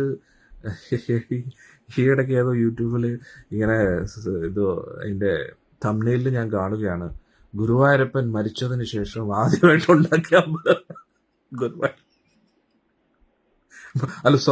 മരിക്കുന്നതിന് മുമ്പേ ഗുരുവായൂരപ്പൻ സ്വയം നിർമ്മിച്ച എന്ത് കഴുതകളാണ് നമ്മൾ. ഇവന്മാരൊക്കെ എന്ത് മനസ്സിലാക്കിയിട്ടാണ് എഴുതുന്നത്? എന്തെങ്കിലും ഇവരുടെയൊക്കെ വിചാരം എന്താണ്? ഒരു ഭക്ത പറയുന്നു, നമ്മുടെ മനസ്സിന്റെ തലത്തിലാണോ? അല്ല മാതാജി, മനസ്സിനപ്പുറത്ത് ആധ്യാത്മിക തലത്തെ കുറിച്ചാണ് ഞാൻ പറയുന്നത്. മനസ്സിന് പരിമിതികളുണ്ട്. മനസ്സെന്ന് പറയുമ്പോൾ കാലചക്രം വരുന്നു. അതായത് കാലചക്രം ഇങ്ങനെ കറങ്ങിക്കൊണ്ടിരിക്കുന്നു. ആ കാലചക്രത്തിന് ചുറ്റുമാണ് ഈ മനസ്സും ബുദ്ധിയും പഞ്ചഭൂതങ്ങളുടെ എല്ലാ നിയന്ത്രണവും ഈ കാലചക്രമാണ് നിയന്ത്രിക്കുന്നത്. അപ്പോൾ നിങ്ങൾ ആ ആത്മീയ തലത്തിലേക്ക് എത്തിക്കഴിഞ്ഞാൽ ഗോലോകം നിങ്ങൾക്ക് ദർശിക്കാൻ പറ്റും. അന്നേരം ഗോലോകത്ത് പോകണമെന്ന് നിർബന്ധമില്ല ഗോലോകം ദർശിക്കാൻ. ഇവിടെ ഇരുന്നു കൊണ്ട് തന്നെ ഗോലോകത്തെ അനുഭവിച്ചറിയാൻ പറ്റും. അപ്പോൾ ഗുരുവായൂരെന്ന് പറഞ്ഞു കഴിഞ്ഞാൽ നിങ്ങൾ ഇപ്പൊ നമ്മൾ എങ്ങനെയാണ് സങ്കല്പിക്കുകയാണ്. ഇപ്പൊ മാതാജി പറഞ്ഞ പോലെ മനസ്സുകൊണ്ട് ഇത് ഗുരുവായൂർ വൃന്ദാവനമാണ്, ഇത് ഒറിജിനലി വൃന്ദാവനമാണെന്ന്. ഒറിജിനലി ഗുരുവായൂർ ഗോലോക വൃന്ദാവനമാണ്. കാരണം ഇരിക്കുന്നത് കൃഷ്ണനല്ലേ. ഗുരുവായൂരപ്പൻ ഇരിക്കുമ്പോൾ അത് ഗോലോകമാണ്. അവിടെ രാധാറാണി ഉണ്ട്. പ്രത്യേകിച്ചൊരു രാധാറാണിയുടെ ക്ഷേത്രത്തിന്റെ ആവശ്യമില്ല സത്യം. പക്ഷെ രാധാറാണി ആരാധിക്കാൻ ഒരു സ്ഥലം വേണം. എല്ലാവർക്കും രാധാറാണി ആരാണെന്ന് അറിയണം. അതിനുവേണ്ടി ഒരു ക്ഷേത്രം വേണം. കാരണം എല്ലാവർക്കും ആ ഉയർന്ന അവബോധത്തിലേക്ക് എത്തിയിട്ടില്ലല്ലോ. മേൽപ്പത്തൂർ 100ാമത്തെ ദശകത്തിൽ പറയുന്നില്ലേ, അതീവ സുന്ദരികളായിട്ടുള്ള കുറെ തരുണിമാരെ കാണുന്നുണ്ട്. അതാരാണ്? രാധാറാണി അഷ്ടസഖിമാരുമാണ്. അതും ഭഗവാൻ ശംഖചക്ര ഗതാപത്മത്തോടുകൂടി ഇരിക്കുന്നതായിട്ടല്ല കണ്ട, ഓടക്കൂലം പിടിച്ചുകൊണ്ട് പശുക്കളുമായിട്ടും ഗോപന്മാരുമായിട്ടും ഭഗവാന്റെ ഉത്തമ ഭക്തരായ നാരദ മഹർഷി, അവിടെയൊക്കെ എല്ലാവരും അവിടെ ഉണ്ടെന്നുള്ളതാണ്. വ്യാസമഹർഷി, ശുഭദേവ ഗോസ്വാമി, ഹരേ കൃഷ്ണ. അപ്പം ഗുരുവായൂരപ്പൻ നമ്മൾ വിചാരിക്കുന്ന ആളല്ല. ആളുടെ ലെവല് വേറെയാണ്, ആളുടെ റേഞ്ച് വേറെയാണ്. അതാണ് നമ്മൾ മനസ്സിലാക്കേണ്ടത്. അപ്പോ നമ്മൾ നമ്മുടെ ഈ ശരീരത്തിന്റെയും മനസ്സിന്റെയും ആ റേഞ്ചിന് അപ്പുറത്തേക്ക് പ്രവേശിക്കുമ്പോൾ ആത്മീയ അവബോധത്തിലേക്ക് എത്തുമ്പോഴത്തേക്കുണ്ടല്ലോ, നിങ്ങൾക്ക് ആ ഗോലോകത്തിന്റെ എക്സ്പീരിയൻസ് കിട്ടും. സത്യം.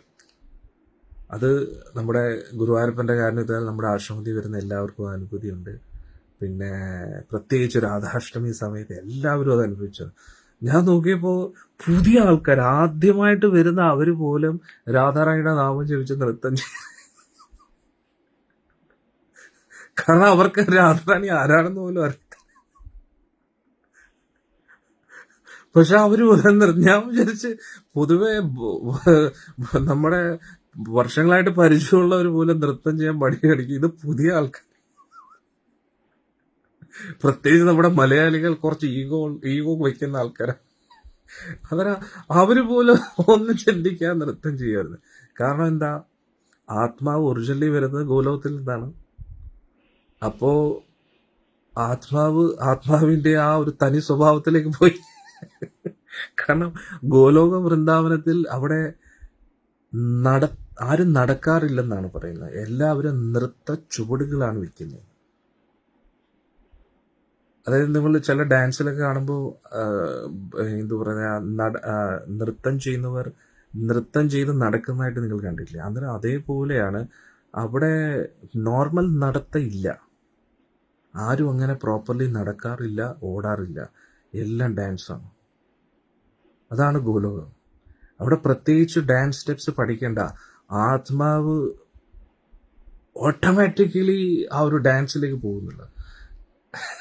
ഒരു ഭക്തനെ ക്യാമറാമാൻ വരെ ഡാൻസ്. അതെ, സത്യമാണ്. കാരണം ആത്മാവിനെ ഒന്നും പഠിപ്പിക്കേണ്ട ആവശ്യമില്ല.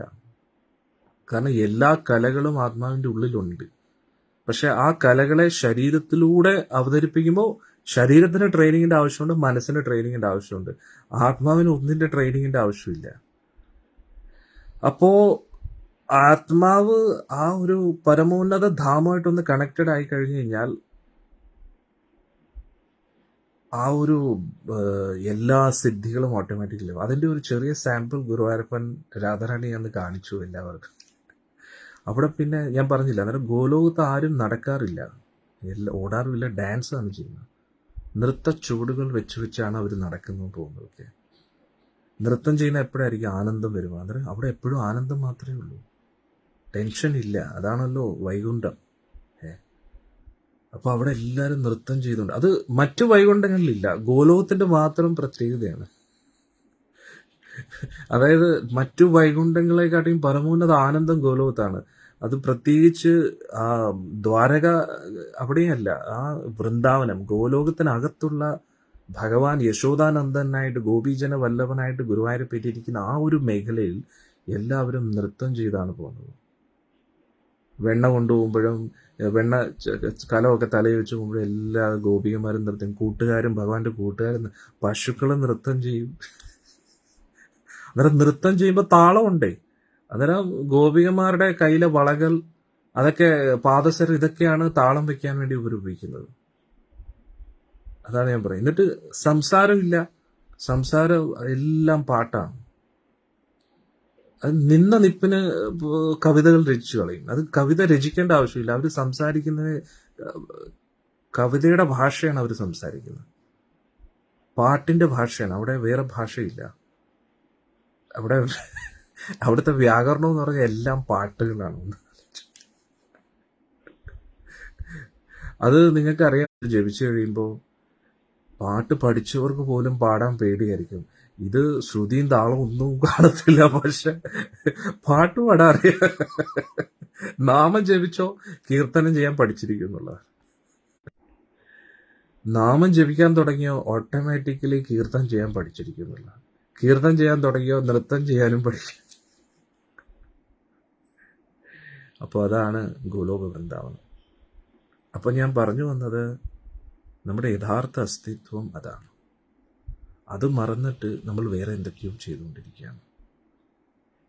അപ്പോൾ നമ്മൾ കൂടുതൽ നമ്മുടെ ആ അസ്തിത്വമായിട്ട് കണക്റ്റഡ് ആവുമ്പോൾ ഇവിടുന്ന് കുറേ പേര് നമ്മളെ ഇങ്ങനെ പിടിച്ചു വലിക്കും. ഇങ്ങോട്ട് പോകുന്നു, ഇവിടെ അതല്ല നിങ്ങൾ, ഇതാണ് നിങ്ങൾ.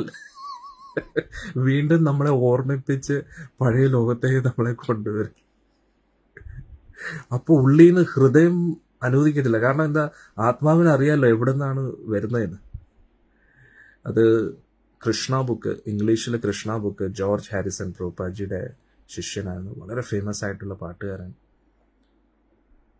അപ്പോൾ അദ്ദേഹം പറയുന്നു, everybody is looking for Krishna. എല്ലാവരും കൃഷ്ണനെ തന്നെയാണ് അന്വേഷിച്ചുകൊണ്ടിരിക്കുന്നത്. Somebody knows, somebody does not. ചില വ്യക്തികൾക്കറിയാം, ചില വ്യക്തികൾക്ക് അറിഞ്ഞുകൂടാ. പക്ഷെ എല്ലാവരും കൃഷ്ണനെ തന്നെയാണ് അന്വേഷിച്ചുകൊണ്ടിരിക്കുന്നത്. ശരീരം കൊണ്ട് നമ്മൾ ഹിന്ദു ആയിരിക്കാം, മുസ്ലിം ആയിരിക്കാം, ആണായിരിക്കാം, പെണ്ണായിരിക്കാം, മൃഗങ്ങളായിരിക്കാം, മലയാളി, നോർത്ത് ഇന്ത്യൻ, ഹിന്ദി, ഇംഗ്ലീഷുകാരൻ, ബ്രാഹ്മണൻ, ഈഴവൻ, നായർ, അതൊന്നൊരു വിഷയമല്ല. അതെല്ലാം ശരീരമാണ്. ഈ ജന്മത്തിൽ നിങ്ങൾ ഈ ഒരു കുലത്തിൽ ജനിച്ചു. കഴിഞ്ഞ ജന്മത്തിൽ നിങ്ങൾ ഏത് കുലത്തിലായിരുന്നു?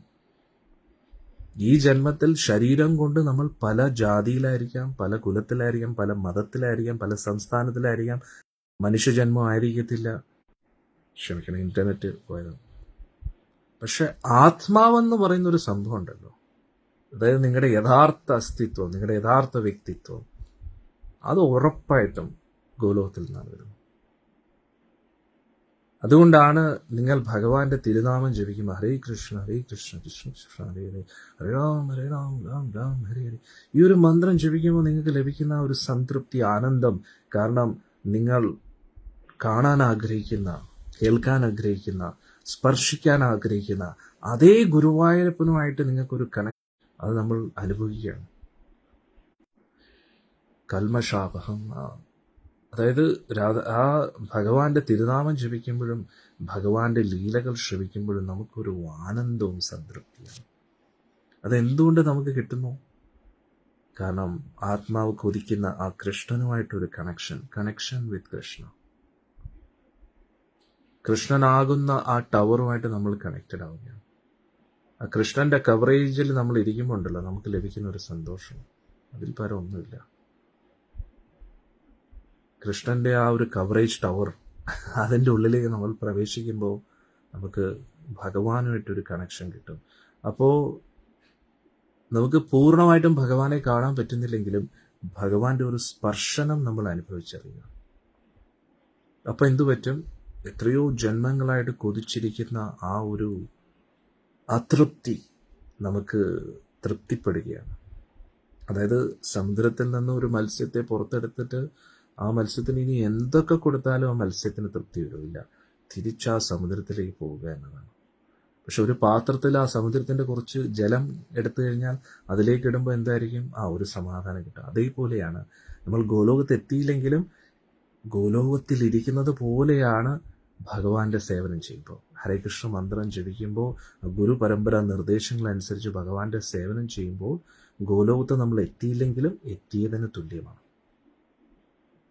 അതിനൊരു ഉദാഹരണം ആചാര്യന്മാർ പറയുന്നത്, ഈ ഇടയിലുള്ള ആചാര്യന്മാർ, ഇപ്പോഴത്തെ ആചാര്യന്മാർ, അതായത് അമേരിക്കയിൽ നമ്മൾ എത്തിയില്ലെങ്കിലും അമേരിക്കയുടെ എംബസി അല്ലേ, അമേരിക്കൻ എംബസി എത്തുമ്പോൾ അതിൻ്റെ ഉള്ളിൽ നമ്മൾ പ്രവേശിക്കുമ്പോൾ അത് പിന്നെ ഇന്ത്യൻ ഭരണഘടനയുടെ ലോ അല്ല അവിടെ ബാധകമാകുന്നത്, അമേരിക്കൻ ലോ ആണ് അവിടെ ബാധകമാകുന്നത്. അന്നേരം അമേരിക്കൻ സിറ്റിസൻസിന് വേണ്ടി ഉണ്ടാക്കിയ ഓഫീസുകളാണ് ഓരോ രാജ്യത്തിലുള്ള അമേരിക്കൻ എംബസി. അതേപോലെ ഓരോ രാജ്യത്തിനും ഓരോരോ രാജ്യങ്ങളിൽ എംബസികളുണ്ട്. ഇന്ത്യക്കും പല രാജ്യങ്ങളിലും എംബസിയുണ്ട്. അപ്പോൾ അതേപോലെ ഗോലോകത്തിലെ എംബസിയാണ് ബ്രഹ്മമധ്വ ഗൗഡീയ വൈഷ്ണവ സമ്പ്രദായം. അപ്പോൾ ആ ഒരു സമ്പ്രദായത്തിലൂടെ നമ്മൾ ദീക്ഷ എടുക്കുകയും ഹരേ കൃഷ്ണ മഹാമന്ത്രം ജപിക്കുകയും ചെയ്യുമ്പോൾ നമുക്ക് ആ ഗോലോകത്തിൽ ഇരിക്കുന്നത് പോലെ. ഹരേ കൃഷ്ണ, ഇന്റർനെറ്റിന്റെ ഒരു പ്രശ്നമാണ്, ക്ഷമിക്കാം. അപ്പോൾ ഇനിയുള്ള സാഖ്യ യോഗം സത്സംഗം നാളെ എടുക്കാം നമുക്ക്. അപ്പോൾ സാഖ്യയോഗത്തിലൂടെ നമ്മൾ പ്രധാനമായിട്ടും പഠിക്കുന്നത് നമ്മൾ എന്ത് നമ്മൾ അല്ല എന്നാണ് നമ്മൾ പഠിക്കാൻ പോകുന്നത്. മനസ്സിലായില്ലേ? കാരണം എന്ത് നമ്മൾ അല്ല എന്ന് മനസ്സിലാക്കിയെങ്കിൽ മാത്രമേ നമ്മുടെ ഉള്ളിലെ ആ തെറ്റായിട്ടുള്ള സങ്കല്പങ്ങളിൽ നിന്ന് നമ്മൾ പുറത്തു വരും, ആ ഉറക്കത്തിൽ നമ്മൾ ഉണരും. അതുകൊണ്ട് ഇനിയുള്ള സത്സംഗം വളരെ ഇമ്പോർട്ടൻ്റ് ആണ്. എല്ലാവരും കേൾക്കണം. നന്നായിട്ട് ചുമ്മാ കേട്ടാൽ മാത്രം പോരാ, നന്നായിട്ട് അത് ഉള്ളിലേക്ക് വിശകലനം ചെയ്യണം, ഒരു ആത്മപരിശോധന നടത്തണം. അപ്പോൾ ഞാൻ പറഞ്ഞില്ലേ, നമ്മുടെ മനസ്സിൻ്റെ ഉപബോധ മനസ്സിൻ്റെ ഏറ്റവും അടിവാരത്തിൽ നിന്നും ആ ആസക്തികളെല്ലാം വേരോടെ പിഴുതെറിഞ്ഞ് നമ്മുടെ ബോധത്തിൻ്റെ ഏറ്റവും ഉയർന്ന അവസ്ഥയിലേക്ക് നമ്മൾ എത്തണം. ഇപ്പം എന്താ സംഭവിച്ചിരിക്കുന്നത് ചോദിച്ചാൽ, നമ്മൾ മനസ്സിൻ്റെ ആ മുകളിലുള്ള തരംഗങ്ങളിൽ ഇങ്ങനെ കിടക്കുകയാണ്. നമ്മൾ ഇതാണെന്ന് പറഞ്ഞിരിക്കുകയാണ്. എന്നിട്ട് പക്ഷേ ആ ഏറ്റവും അടിയിൽ നിന്ന് നമ്മൾ ആ ആസക്തികളെ പൊട്ടി മാറ്റണം. പുറമേ നമ്മൾ ഈ വേരുകൾ അറുത്തിട്ട് ഒന്നും കാര്യമില്ല. പുറമേ നമ്മൾ അതിൻ്റെ ഇല കട്ട് ചെയ്തുകൊണ്ടോ കുറച്ച് ചുള്ളി ഈ കൊമ്പുകൾ കട്ട് ചെയ്തുകൊണ്ടോ കാര്യമില്ല. ആസക്തികളെ വേരോടെ പിഴുതെറിയണം. പിന്നെ നമ്മുടെ ബോധം ഏറ്റവും തറയിലാണ് നമ്മുടെ ബോധം. അന്നേരം ഇതിനെ ഉയർത്തി ഏറ്റവും ആത്മാവിൻ്റെ ഈ പരമോന്നത അവബോധത്തിലേക്ക് നമ്മൾ എത്തിക്കണം. അപ്പോഴാണ് നമുക്ക് ഒരു ഉണർവുണ്ടാകുന്നു, ഉന്മേഷം ഉണ്ടാകുന്നു, സന്തോഷം ഉണ്ടാകുന്നു. ആ ഒരു അവസ്ഥയിലേക്ക് നമ്മൾ എത്തിച്ചു കഴിഞ്ഞാൽ ഉണ്ടല്ലോ, പിന്നെ നമുക്ക് ഒന്നും വേണ്ട. സാന്ദ്രാനന്ദം ഇവിടെ ഇരുന്നുകൊണ്ട് നമുക്ക് അനുഭവിച്ചറിയാൻ പറ്റും. ഗോലോകത്തെ നമുക്ക് ഇവിടെ ഇരുന്നുകൊണ്ട് കാണാൻ പറ്റും. ആ ഒരു ബോധത്തെ നിലനിർത്തുക ഭക്ത കൂട്ടായ്മയിൽ നിന്നുകൊണ്ട്, ഭക്ത കൂട്ടായ്മയിൽ നിന്ന് ഭഗവാന്റെയും ശ്രീമതി രാധാറാണിയുടെയും സേവനം ചെയ്തുകൊണ്ട് അതിനെ ഇങ്ങനെ നിലനിർത്തുക. അന്നേരം മരണസമയത്ത് അതേ ബോധത്തിലിരിക്കുകയാണെങ്കിൽ അങ്ങോട്ടെത്തും. അതാണ് ഇമ്പോർട്ടൻ്റ്. അതായത് ഇന്നലെ വരെ നമ്മൾ ഹരേ കൃഷ്ണ മഹാമന്ത്രം ജപിച്ച് ഇന്നു മുതൽ ജപം നിർത്തി, ബോധം പോയില്ലേ? മനസ്സിലായില്ലേ? അതായത് മരണം വരെ തുടർച്ചയായിട്ട് ഇതേ ബോധത്തെ ഉയർത്തി ഉയർത്തി ഉയർത്തി വേരുകൾ, ആസക്തിയുടെ വേരുകളെ അറുത്തറുത്തറുത്തറുത്തറുത്തറുത്തറുത്തറുത്ത് ഇനി ഒരു ആസക്തി പോലും ഇല്ലാതെ ഇരിക്കുന്ന അവസ്ഥയിലും ബോധത്തിന്റെ പരമോന്നത അവസ്ഥയിലും തുടർന്നുകൊണ്ട് സ്വർണത്തെ ഇങ്ങനെ ശുദ്ധമാക്കുന്നത് പോലെ, വെള്ളത്തെ പരിശുദ്ധീകരിക്കുന്ന പോലെ ശുദ്ധമാക്കി കോൺഷ്യസ്നെസ് നല്ല ക്രിസ്റ്റൽ ക്ലിയർ പോലെ, ഭൗതികമായിട്ടുള്ള ഒരു തുള്ളി മാലിന്യം പോലും ഇല്ലാത്ത ശുദ്ധജലം പോലെ നമ്മുടെ ആ ഒരു അവബോധം കൃഷ്ണാവബോധമായി മാറുമ്പോൾ നമുക്ക് ഗുരുവായൂരപ്പനെ നേരിട്ട് കാണാൻ പറ്റും, അനുഭവിക്കാൻ പറ്റും, ഭഗവാന്റെ ശബ്ദം കേൾക്കാൻ പറ്റും. എന്തിനേറെ പറയുന്നു, ഭഗവാന്റെ ലീലയിൽ ഇവിടെ ഇരുന്നു കൊണ്ട് തന്നെ പങ്കെടുക്കാൻ പറ്റും. അടിയൻ വെറുതെ പറയുന്നതല്ല, പരമാർത്ഥമാണ് പറയുന്നത്. ആ ഒരു പരമോന്നത ആനന്ദം നിങ്ങൾ അനുഭവിച്ചു കഴിഞ്ഞാൽ അത് എന്തിനേറെ പറയുന്നു, ഭഗവാനെ ഒരു നോക്ക് കണ്ടു കഴിഞ്ഞാൽ പിന്നെ നിങ്ങൾക്ക് ഈ ലോകത്ത് എല്ലാം തുച്ഛമായിട്ട് പോകും. ഈ ലോകത്തുള്ള ഒന്നിനോടും ഒരു താല്പര്യം കാണത്തില്ല എനിക്ക്. ഭഗവാന്റെ ആ ഓടക്കുഴൽ നാദത്തിന്റെ ഒരു ഒരു ഒരു സ്വരം കേട്ടാൽ മതി. സരഗമ പതിനിച്ച ഒന്നും കേൾക്കണ്ട, ഒരു രാഗം മൊത്തം കേൾക്കണ്ട, ഒരു നോട്ട് കേട്ടാൽ മതി. സാന്നുള്ളത് കേട്ട ഹാഫ് നോട്ട് കേട്ടാലും മതി. ഏതെങ്കിലും ഒരു നോട്ടും കേട്ടില്ലെങ്കിൽ ചെറിയ ഒരു മൈക്രോ സെക്കൻഡ് ഒരു ശബ്ദം മതി. അത് അകത്തോട്ട് കയറി കഴിഞ്ഞാൽ പിന്നെ നിങ്ങൾക്ക് വേറൊന്നും കേൾക്കാൻ തോന്നത്തില്ല. അതാണ് ഞാൻ പല വ്യക്തികളും ഇങ്ങനെ ഭഗവാനെ കണ്ടു എന്ന് അവകാശപ്പെടുമ്പോൾ അവരുടെ ജീവിതം നോക്കുമ്പോഴത്തേക്ക് അതുമായിട്ട് ഒരു ബന്ധവും കാണത്തില്ല.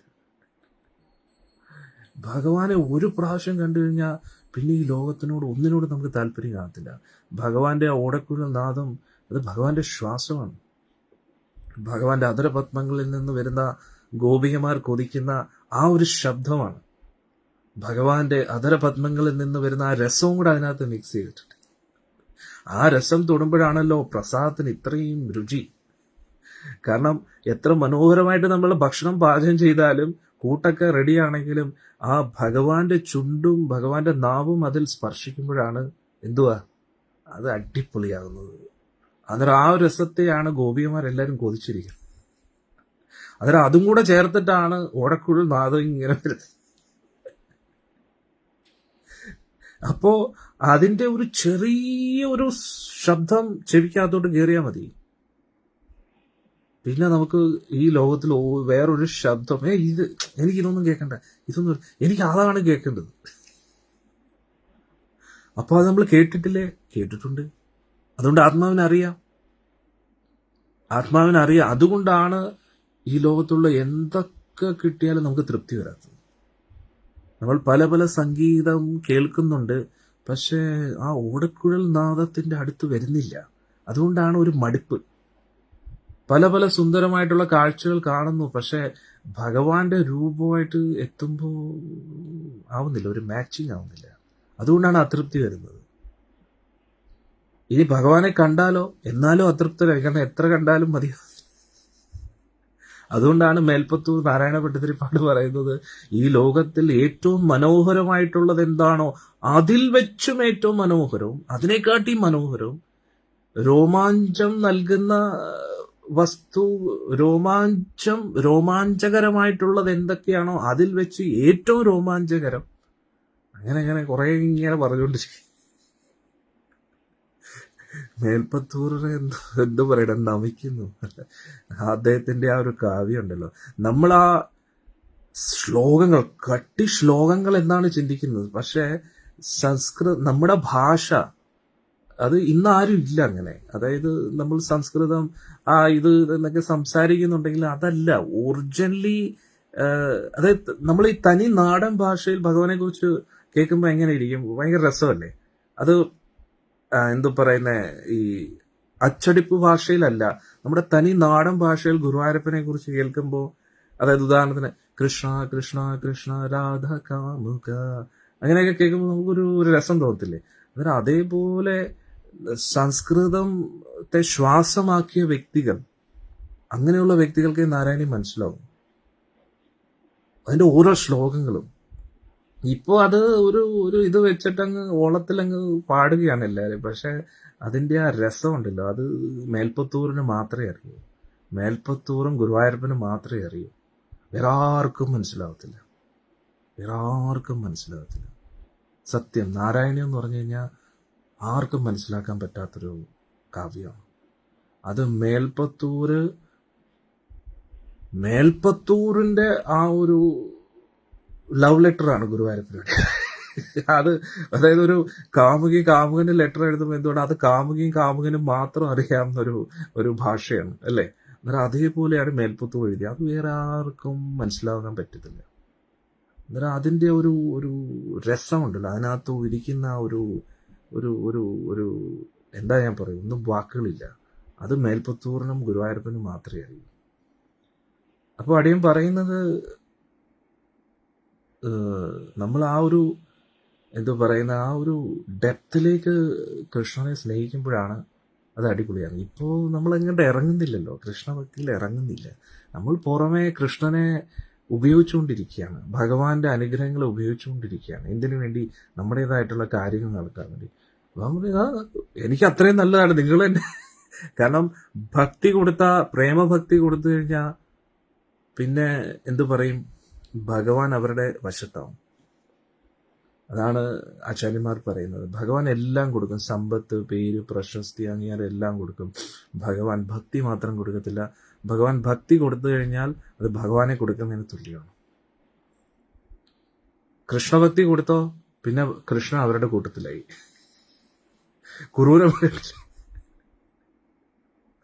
കുറൂരമ്മ പാവം ഒറ്റയ്ക്ക് ഇങ്ങനെ താമസിക്കും. അപ്പം ഗുരുവായൂരപ്പന് അവിടെ ഗർഭഗൃഹത്തിനകത്ത് ഇരിക്കാൻ പറ്റുന്നില്ല.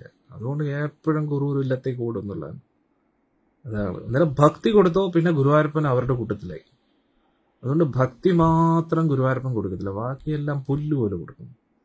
ഈ ചവറ് കണക്കിന് കാശ് കൊടുക്കും, ചവറ് കണക്കിന് ഉയർത്തി വലിയ പേരും പ്രശസ്തി അംഗീകാരവും ഒക്കെ കൊടുക്കും. വളരെ സില്ലിയായിട്ട് കൊടുക്കും, സിമ്പിളായിട്ട് കൊടുക്കും, സിമ്പിളായിട്ട്. പക്ഷെ ഗുരുവായൂരപ്പനെ മാത്രം നൽകത്തില്ല. കാരണം എളുപ്പമല്ല.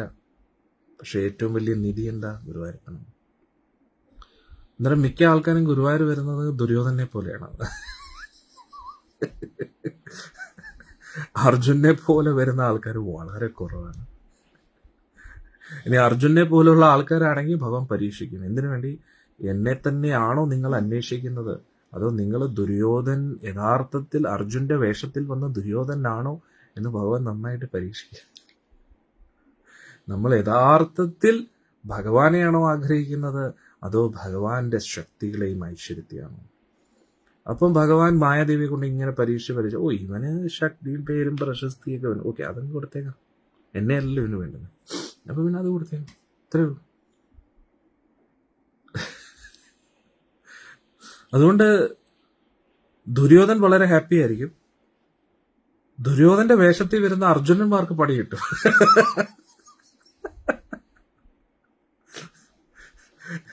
അർജുന് പ്രശ്നമൊന്നുമില്ല.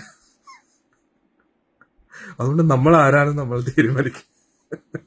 നമ്മൾ ദുര്യോധനെ പോലെ ഇരുന്ന് കഴിഞ്ഞാൽ ഭഗവാൻ എല്ലാം തരും. അവൻ ദുര്യോധന, ഓക്കെ കൊടുത്തേരാ. പക്ഷെ അർജുന്റെ വേഷത്തിൽ ദുര്യോധൻ വന്നു കഴിഞ്ഞാൽ നല്ല പരീക്ഷ തരും, അടിപൊളി പരീക്ഷ.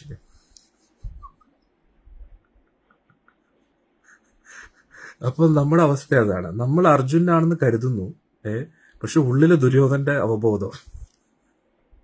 അപ്പം ഭഗവാൻ പണിയേറണ്ടേ? അന്നേരം അങ്ങനെയുള്ളവർക്കാണ് പരീക്ഷിച്ച് ഒരു പരുവാണ്.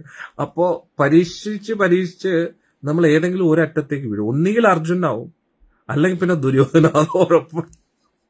കുറെ പരീക്ഷണം ആവുമ്പോഴത്തേക്കും മതിയടെ, ഇത് എന്തുവാ ഇത് എന്ന് ഇത് ഭക്തിയിൽ വന്ന് അന്ന് പോലെ പണിയാണല്ലോ. ഇനി ഇതൊന്നും വേണ്ട എന്ന് പറഞ്ഞിട്ട് നേരെ ദുര്യോധന്റെ അടുത്തോട്ട്. അത് പിന്നെ ഇപ്പം കറക്റ്റായി. അപ്പൊ പിന്നെ ഭഗവാൻ എല്ലാം തേടാൻ തുടങ്ങി. ഇനി നമ്മൾ അർജുൻ, അന്നേരം പരീക്ഷിച്ച് നമ്മൾ അർജുനായി കഴിഞ്ഞാൽ അടിപൊളി, ഭഗവാനെ തന്നെ നമുക്ക് കിട്ടും. പക്ഷെ അർജുനായിട്ടും ഇല്ല, എന്നിട്ട് ദുര്യോധന്റെ ആണെന്ന് നമുക്ക് തിരിച്ചറിഞ്ഞിട്ടുമില്ല. നമ്മൾ അർജുനാണെന്ന് കരുതി അർജുന്റെ വേഷത്തിൽ ദുര്യോധനായിട്ട് ഇങ്ങനെ ഇരിക്കുമ്പോഴാണ് പണി കിട്ടുന്നത്. എല്ലാവർക്കും മനസ്സിലായോ ഇല്ലയോ? അതാണ് എല്ലാവരും മനസ്സിലാക്കേണ്ടത്. അപ്പോൾ ഇനി അടുത്ത സാഖ്യയോഗം നമുക്ക് നാളെ തുടരാം. ഇന്ന് വൈകുന്നേരത്ത് ഇന്നലെ രാമായണം എടുക്കാൻ പറ്റിയില്ല. അറിയാലോ എന്താ കാരണം. ഗുരുവായൂരപ്പന് വേണ്ടി, ഗുരുവായൂരപ്പന്റെ പ്രിയപ്പെട്ട, ഗുരുവായൂരപ്പന്റെ പ്രാണനായ രാധാറാണിക്ക് വേണ്ടി ഒരു സംരംഭം തുടങ്ങിയിട്ടുണ്ട്. പറ്റുന്ന പോലെ എല്ലാവരും അതിൻ്റെ ഭാഗവാക്കാകുക എന്ന് ഞാൻ താഴ്മയായിട്ട് അപേക്ഷിക്കുകയാണ്, യാചിക്കുകയാണ്, ഭിക്ഷ എടുക്കുകയാണ്.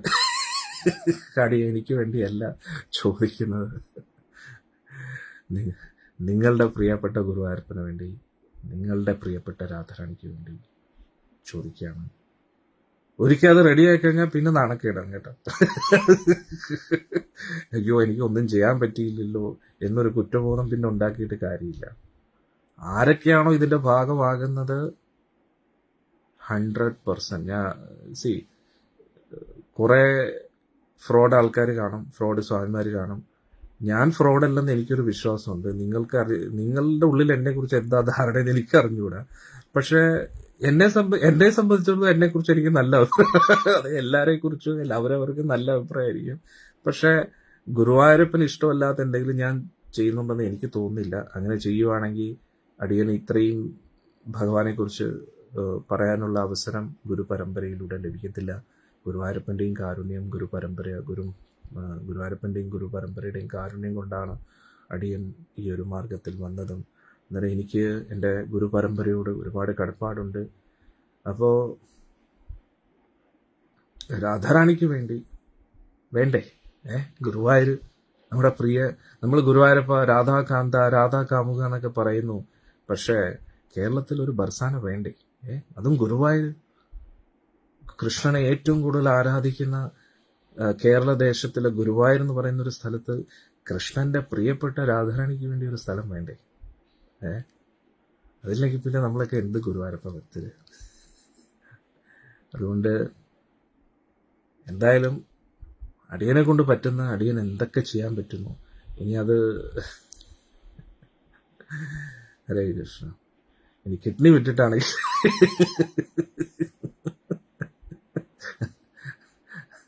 അതിനും അടിയും മടിക്കത്തില്ല. അന്നേരം എന്താണോ എനിക്ക് രാധാറാണിക്ക് വേണ്ടി ചെയ്യാൻ പറ്റുന്നത് അത് ഞാൻ ചെയ്തിരിക്കും. ആരെയും ഇമോഷണലി ബ്ലാക്ക്മെയിൽ ചെയ്തതല്ല. ഭഗവാന് വേണ്ടിയും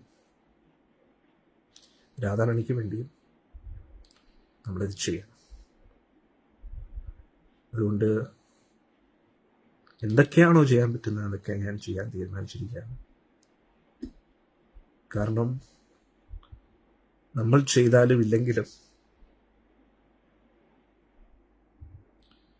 എന്തായാലും ഭഗവാൻ അത് നടത്തിയിരിക്കും. അത് ഭഗവാന്റെ തീരുമാനമാണ്. അതുകൊണ്ട് നമുക്ക് എല്ലാവർക്കും ഒത്തൊരുമിച്ച് ശ്രമിക്കാമെന്ന് വിചാരിക്കുന്നു. എല്ലാവർക്കും ഗുരുവായൂരപ്പൻ്റെയും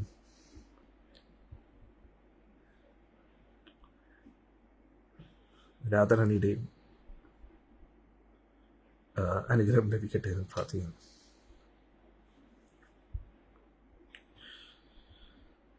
വന്ദേ മുകുന്ദ ഹരി ജയ ശൗരി സന്താപഹാരി മുരാരി. വന്ദേ മുകുന്ദ ഹരി ജയ ശൗരി സന്താപഹാരി മുരാരി. ദ്വാപര ചന്ദ്രിക ചർച്ചിതമാം നിന്റെ ദ്വാരകാപുരി എവിടെ. ദ്വാപര ചന്ദ്രിക ചർച്ചിതമാം നിന്റെ ദ്വാരകാപുരി എവിടെ. പീലിത്തിളക്കവും കോലക്കുഴൽ പാട്ടും അമ്പാടി പൈക്കലും എവിടെ.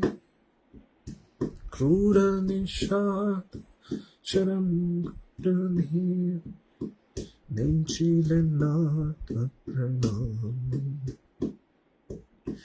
ക്രൂര നിഷാദ ശരം കൊണ്ട് നീർ നെഞ്ചിലെന്നാത്മപ്രണാമം.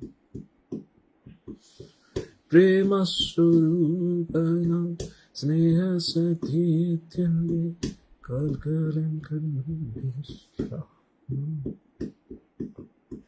പ്രേമസ്വരൂപന സ്നേഹസതീത്യന്റെ കാൽക്കലം കണ്ണീർ. വന്ദേ മുകുന്ദ ഹരി ജയ ശൗരി സന്താപഹാരി മുരാരി. വന്ദേ മുകുന്ദ ഹരി ജയ ശൗരി സന്താ.